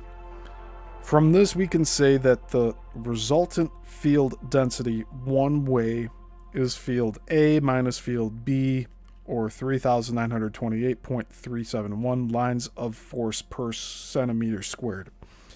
This value is reciprocal of half of the distance of the polar grid square size. We can now formulate another equation in order to demonstrate the association of the Earth's magnetic field with the speed of light. Please note that 144,000 is a speed of light harmonic value in free space. The figure of 143,900 minutes of arc grid per second will be explained below. Got a harmonic equation, but we also have two different this is what's going to eat up time. We got two different newspaper articles So we had to read them. We got to go through all this. So let's go. The Pantograph, Thursday, August 21st, 1986. And this was published in Bloomington-Normal, Illinois. Navy has lots of tricks to make carriers disappear. Washington, D.C., from Associated Press. U.S. Navy aircraft carriers, despite their incredible size, are becoming adept at a form of magic. Utilizing weather, speed, and advanced logistical planning, and high-tech tomfoolery, several carriers in recent months have managed to vanish from antagonists' eyes into the vastness of the oceans, reappearing only at the moment of attack. Last April, dogged by airplanes rented by American television networks and by Soviet intelligence vessels, the carriers Coral Sea and America dropped from sight off the coast of Sicily. Less than 24 hours later, their planes bombed targets in Libya. And just over a month ago, a much lengthier case of a, quote, missing, end quote, carrier occurred during an exercise named RIMPAC 86. The USS Ranger, although the target of an intense search that included satellite resonance, escaped detention for 2 weeks, or escaped detection for 2 weeks while sailing across the Pacific. The performance was considered all the more remarkable by an Australian admiral who monitored the exercise because the carrier's planes were flying sorties throughout the period, staging mock attacks against surface ships, submarines, and land targets. Rear Admiral I.W.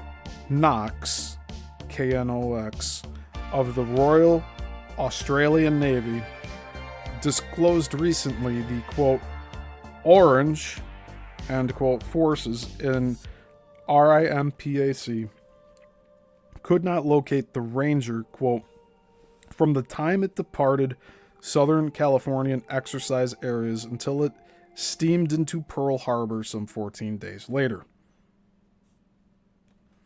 End quote. Reports of such exploits delight Navy brass, who must answer critics who think carriers are sitting ducks in an age of nuclear-powered submarines and cruise missiles. Modern-day carriers have yet to be tested in combat against Soviet weaponry, but they are practicing hard at what the Navy calls, quote, maneuver strategy, end quote.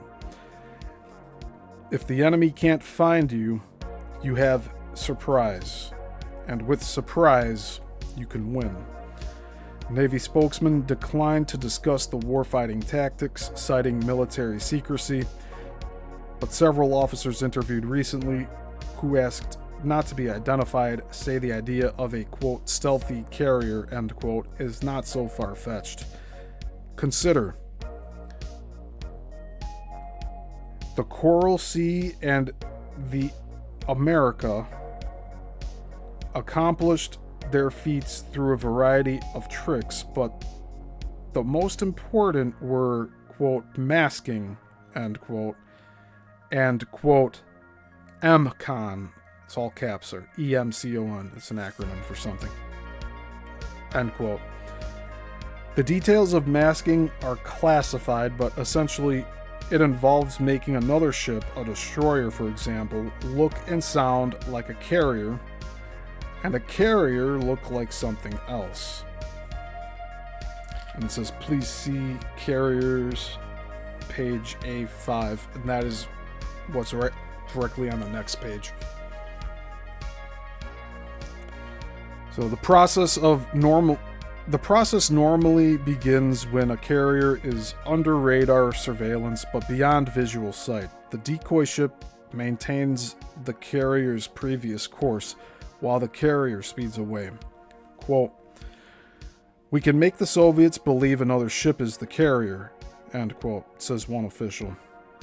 Quote, "The radar image, broadcasting pilot talk, and the radio sounds of flight operations, the lighting at night, it looks like a duck and sounds like a duck, so it must be a duck.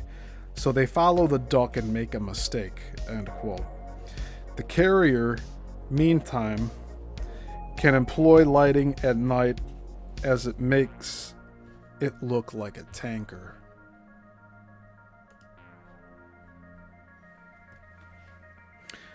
Also employed by the Coral Sea and America, and key to the Rangers' disappearing act, was MCON.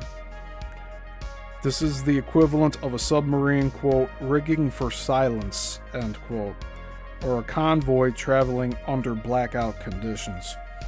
MCON is a Navy acronym for Emission Control. Emission, in this case, refers to the electric. This is why I only do 2 hours here. Or we're going to go through it. All right. MCON is a Navy acronym for emission control. Emission, in this case, refers to signals that are radiated by such equipment as radars, sonar, and radio. When the carrier goes to MCON, it literally shuts down much of its electronic gear to avoid detection. Navy officials say a carrier can operate for long periods in MCON because, quote, "we go mute but not deaf or blind," end quote. The procedure works by utilizing E-2-C Hawkeye radar planes flying at some distance from the carrier. Everything the Hawkeye sees is relayed electronically to the carrier and its escorts, providing a picture of aerial activity as well as surface forces. While transmitting, the Hawkeye is far from the carrier, which gets the plane's sign. Or gets the plane's signals. The scan of the newspaper is missing letters here. While transmitting, the Hawkeye is far from the carrier, which gets the plane's signals passively without any transmission of its own. The Hawkeye also takes on the role of air traffic controller for the carrier's planes. Replenishment oilers, meantime, are told well in advance to make their own way to a specific position in the ocean. Again, radio silence is maintained. Aviation tactics: even if radar can't pick up a carrier sailing beyond the horizon, the ship's location can be betrayed by a jet aircraft scrambling into the air. The Navy's answer is called, quote, "offset vector," end quote. Quote, "to be simplistic, the planes don't climb," end quote, says one officer.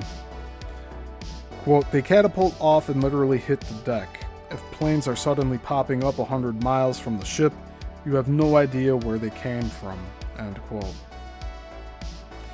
Speed, publicity, and the Navy says its carriers... Speed. Publicly, the Navy says its carriers are capable of speeds, quote, "in excess of 30 knots," end quote. Privately, officers acknowledge the floating cities can approach 40 knots. Quote, "we can literally outrun the Soviet tattletales," in parentheses, intelligence ships, end parentheses. "And in heavy weather of any kind, there is no contest. The carrier can outrun its own escorts," end quote. Weather and satellites. Anyone who's been caught in the rain after the weatherman forecasts sunny skies has his own thoughts on meteorology, but there have been solid gains made within that science in recent years. Quote, Although really heavy weather can hurt flight operations, these guys know how to follow weather patterns and use rainstorms and above all cloud cover, end quote, says one official. Quote, the carriers can receive weather data via satellite passively without portraying their position, end quote. Quote, and we know the orbital perimeters of Soviet reconnaissance satellites as well as our own, end quote, adds another. Quote, if there's a recon bird coming by and you can duck into some weather, you duck into the weather. Or if you know there's a blind spot in coverage, you will sail there, end quote. Quote, once you succeed in slipping away, end quote, summarizes one officer, end quote. Quote, the odds shift in your favor. Most people don't have any conception of how big the oceans are. You can be lonely if you want, end quote. So next we have the harmonic equation 2. I'm just going to show this on the screen instead of reading it out.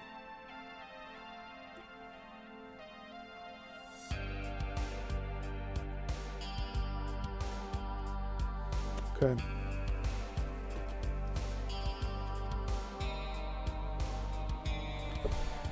The reduction in speed of light is equal in harmonic terms to the resonant field strength divided by the radius of the spherical mass. In this case, the radius is equivalent to the distance in minutes of arc from the Earth's center to the average height of the atmosphere, in parentheses 432 being a harmonic of 4,320 minutes of arc, end parentheses.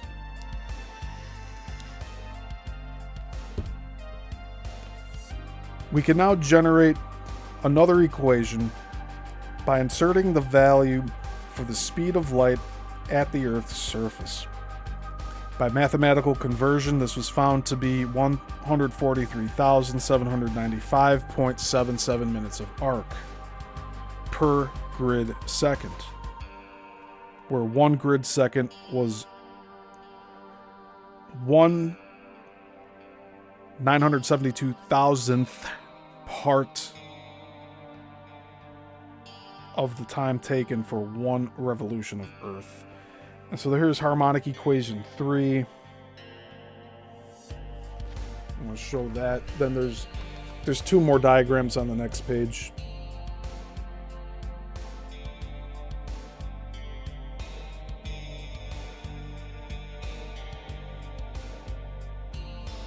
All right.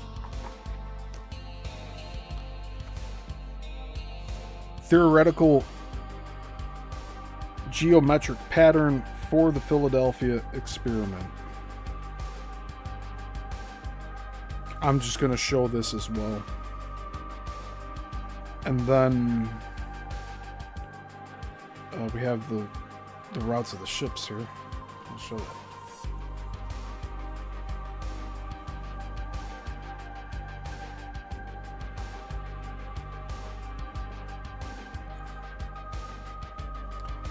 So they put the distance on a grid here.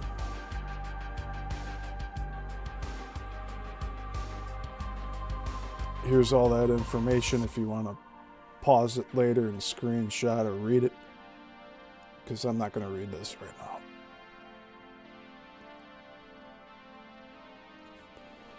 And then below here, so we have Bermuda.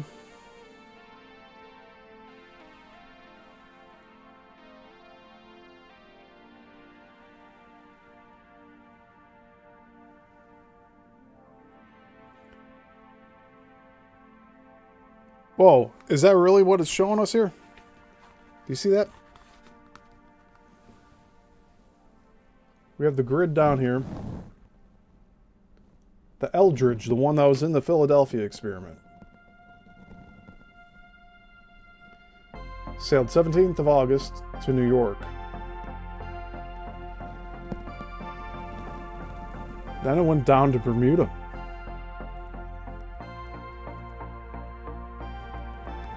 in September 28th through December 1943. Then back up to Block Island, 29th to 31st. Not sure what the dotted line is. This is possible location of experiment. 2/12 November and Atlantic.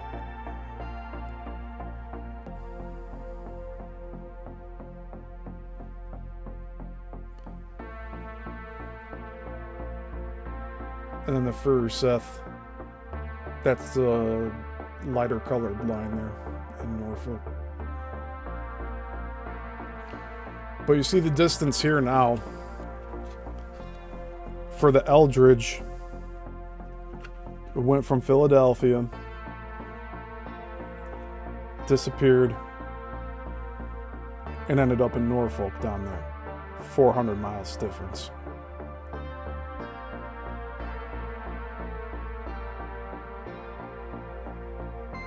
Okay.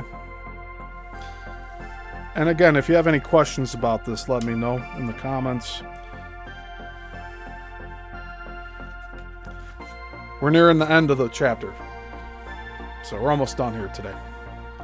Thank you for hanging in there. Now let's surmise that as the harmonic of light decreases, the energy which is being released converts its form into physical matter. You wouldn't think that the universe would leave to chance the physical stuff we call reality. As Einstein once said, quote, "God does not play dice with the universe," end quote. Invisible ships, disappearing men, reality notwithstanding. Bruce Cathy has spent considerable time studying the latitudes and longitudes of the Philadelphia and Norfolk Navy Yards in a search for the 2 points that were harmonically correct for the movement across space-time. The latitude of the Philadelphia Naval Base, namely 39 degrees 56 feet 35.77 inches north. Again, I don't think I'm reading that correctly. Set up a prime harmonic of the speed of light, which was 143,795.77 seconds of arc. It is an interesting coincidence that the College of Science was established at this latitude. This latitude is equivalent to 143,795.77 seconds of arc north. The latitude in the Norfolk area is 36 degrees 55 feet 8 inch north. And I'm just going to show you those calculations here without reading them out.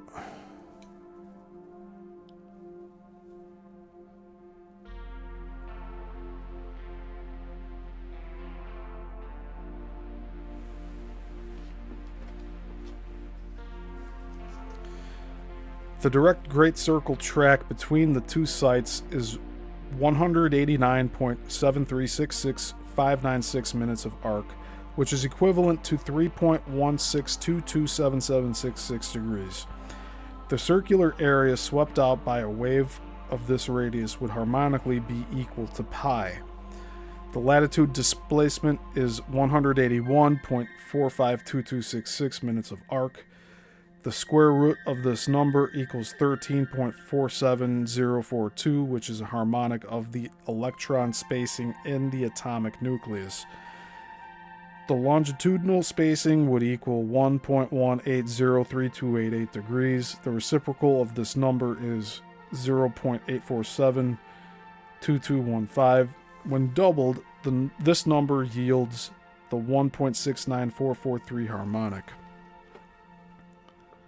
And here we have the Norfolk docks. Another visualization of the grid and the different latitudes and longitudes here.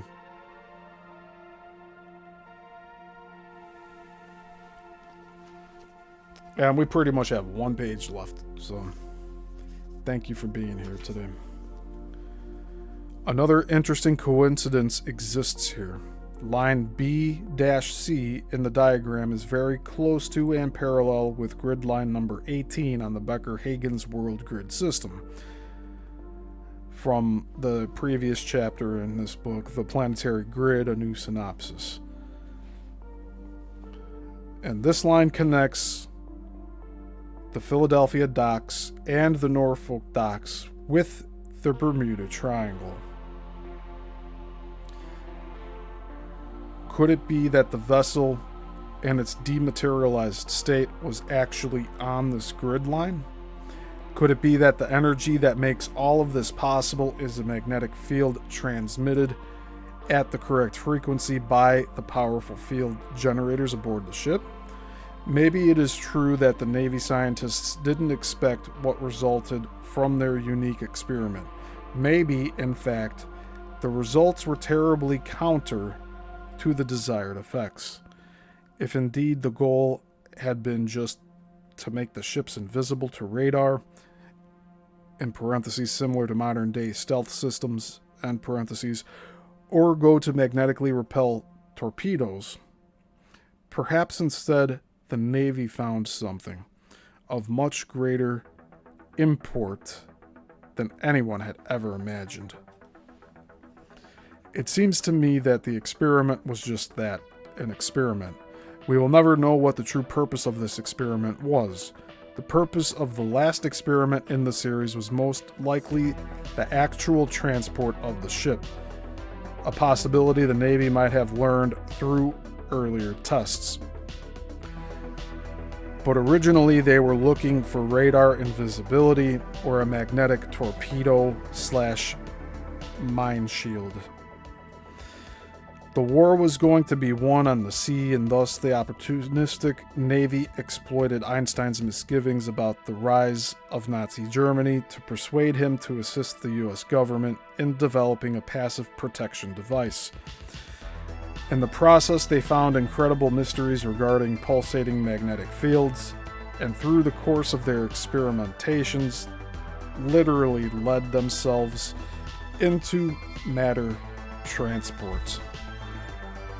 Perhaps the most incredible coincidence is that the presumed matter transport apparently happened along a world grid line.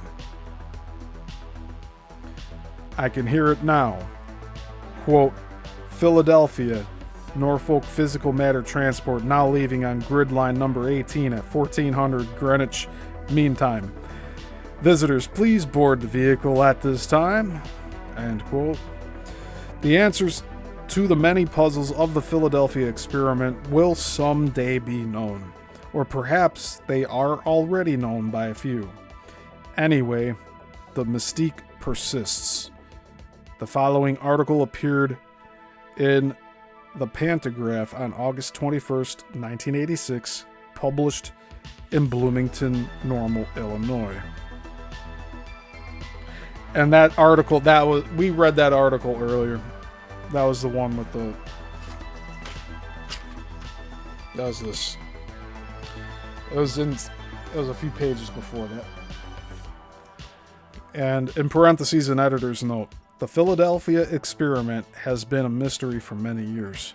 We welcome the reader's comments on this subject, as do I, with you, and any new facts or speculations they might have, so that this continuing enigma can finally be solved.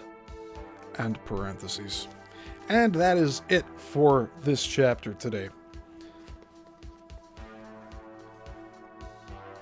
There was a lot in here that I didn't know previously, so this is very information-packed, very dense. If you have to go back and rewatch this, go by all means, because that's how you absorb information. So for next week, this is the chapter we'll be reading. Ley Lines and the Meeting of Adam by Richard Leviton.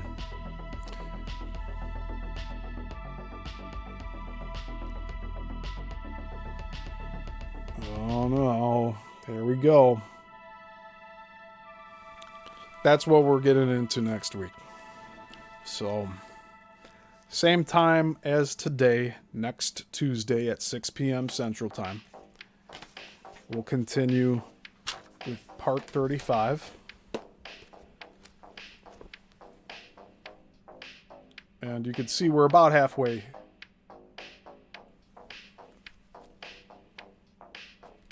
A little past halfway.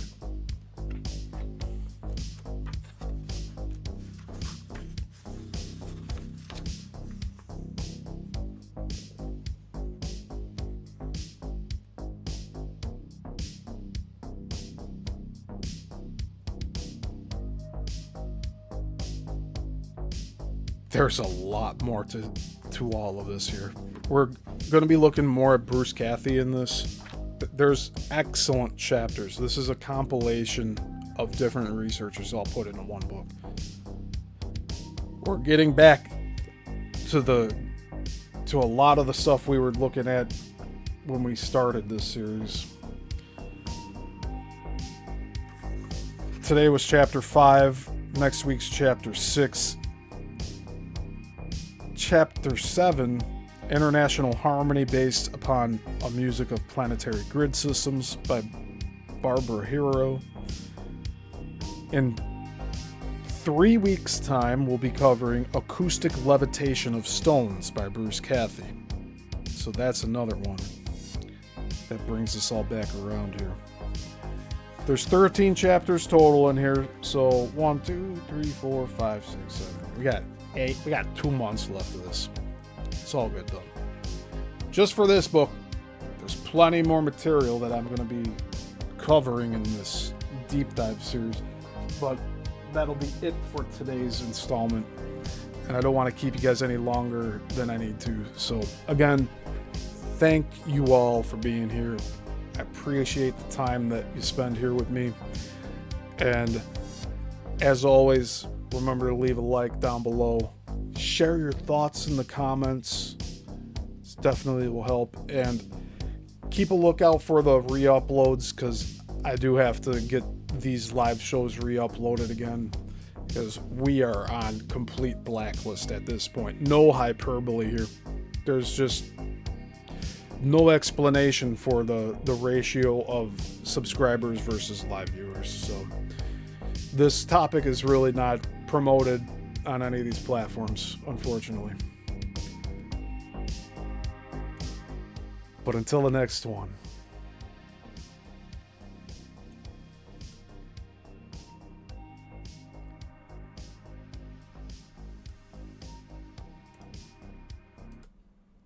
class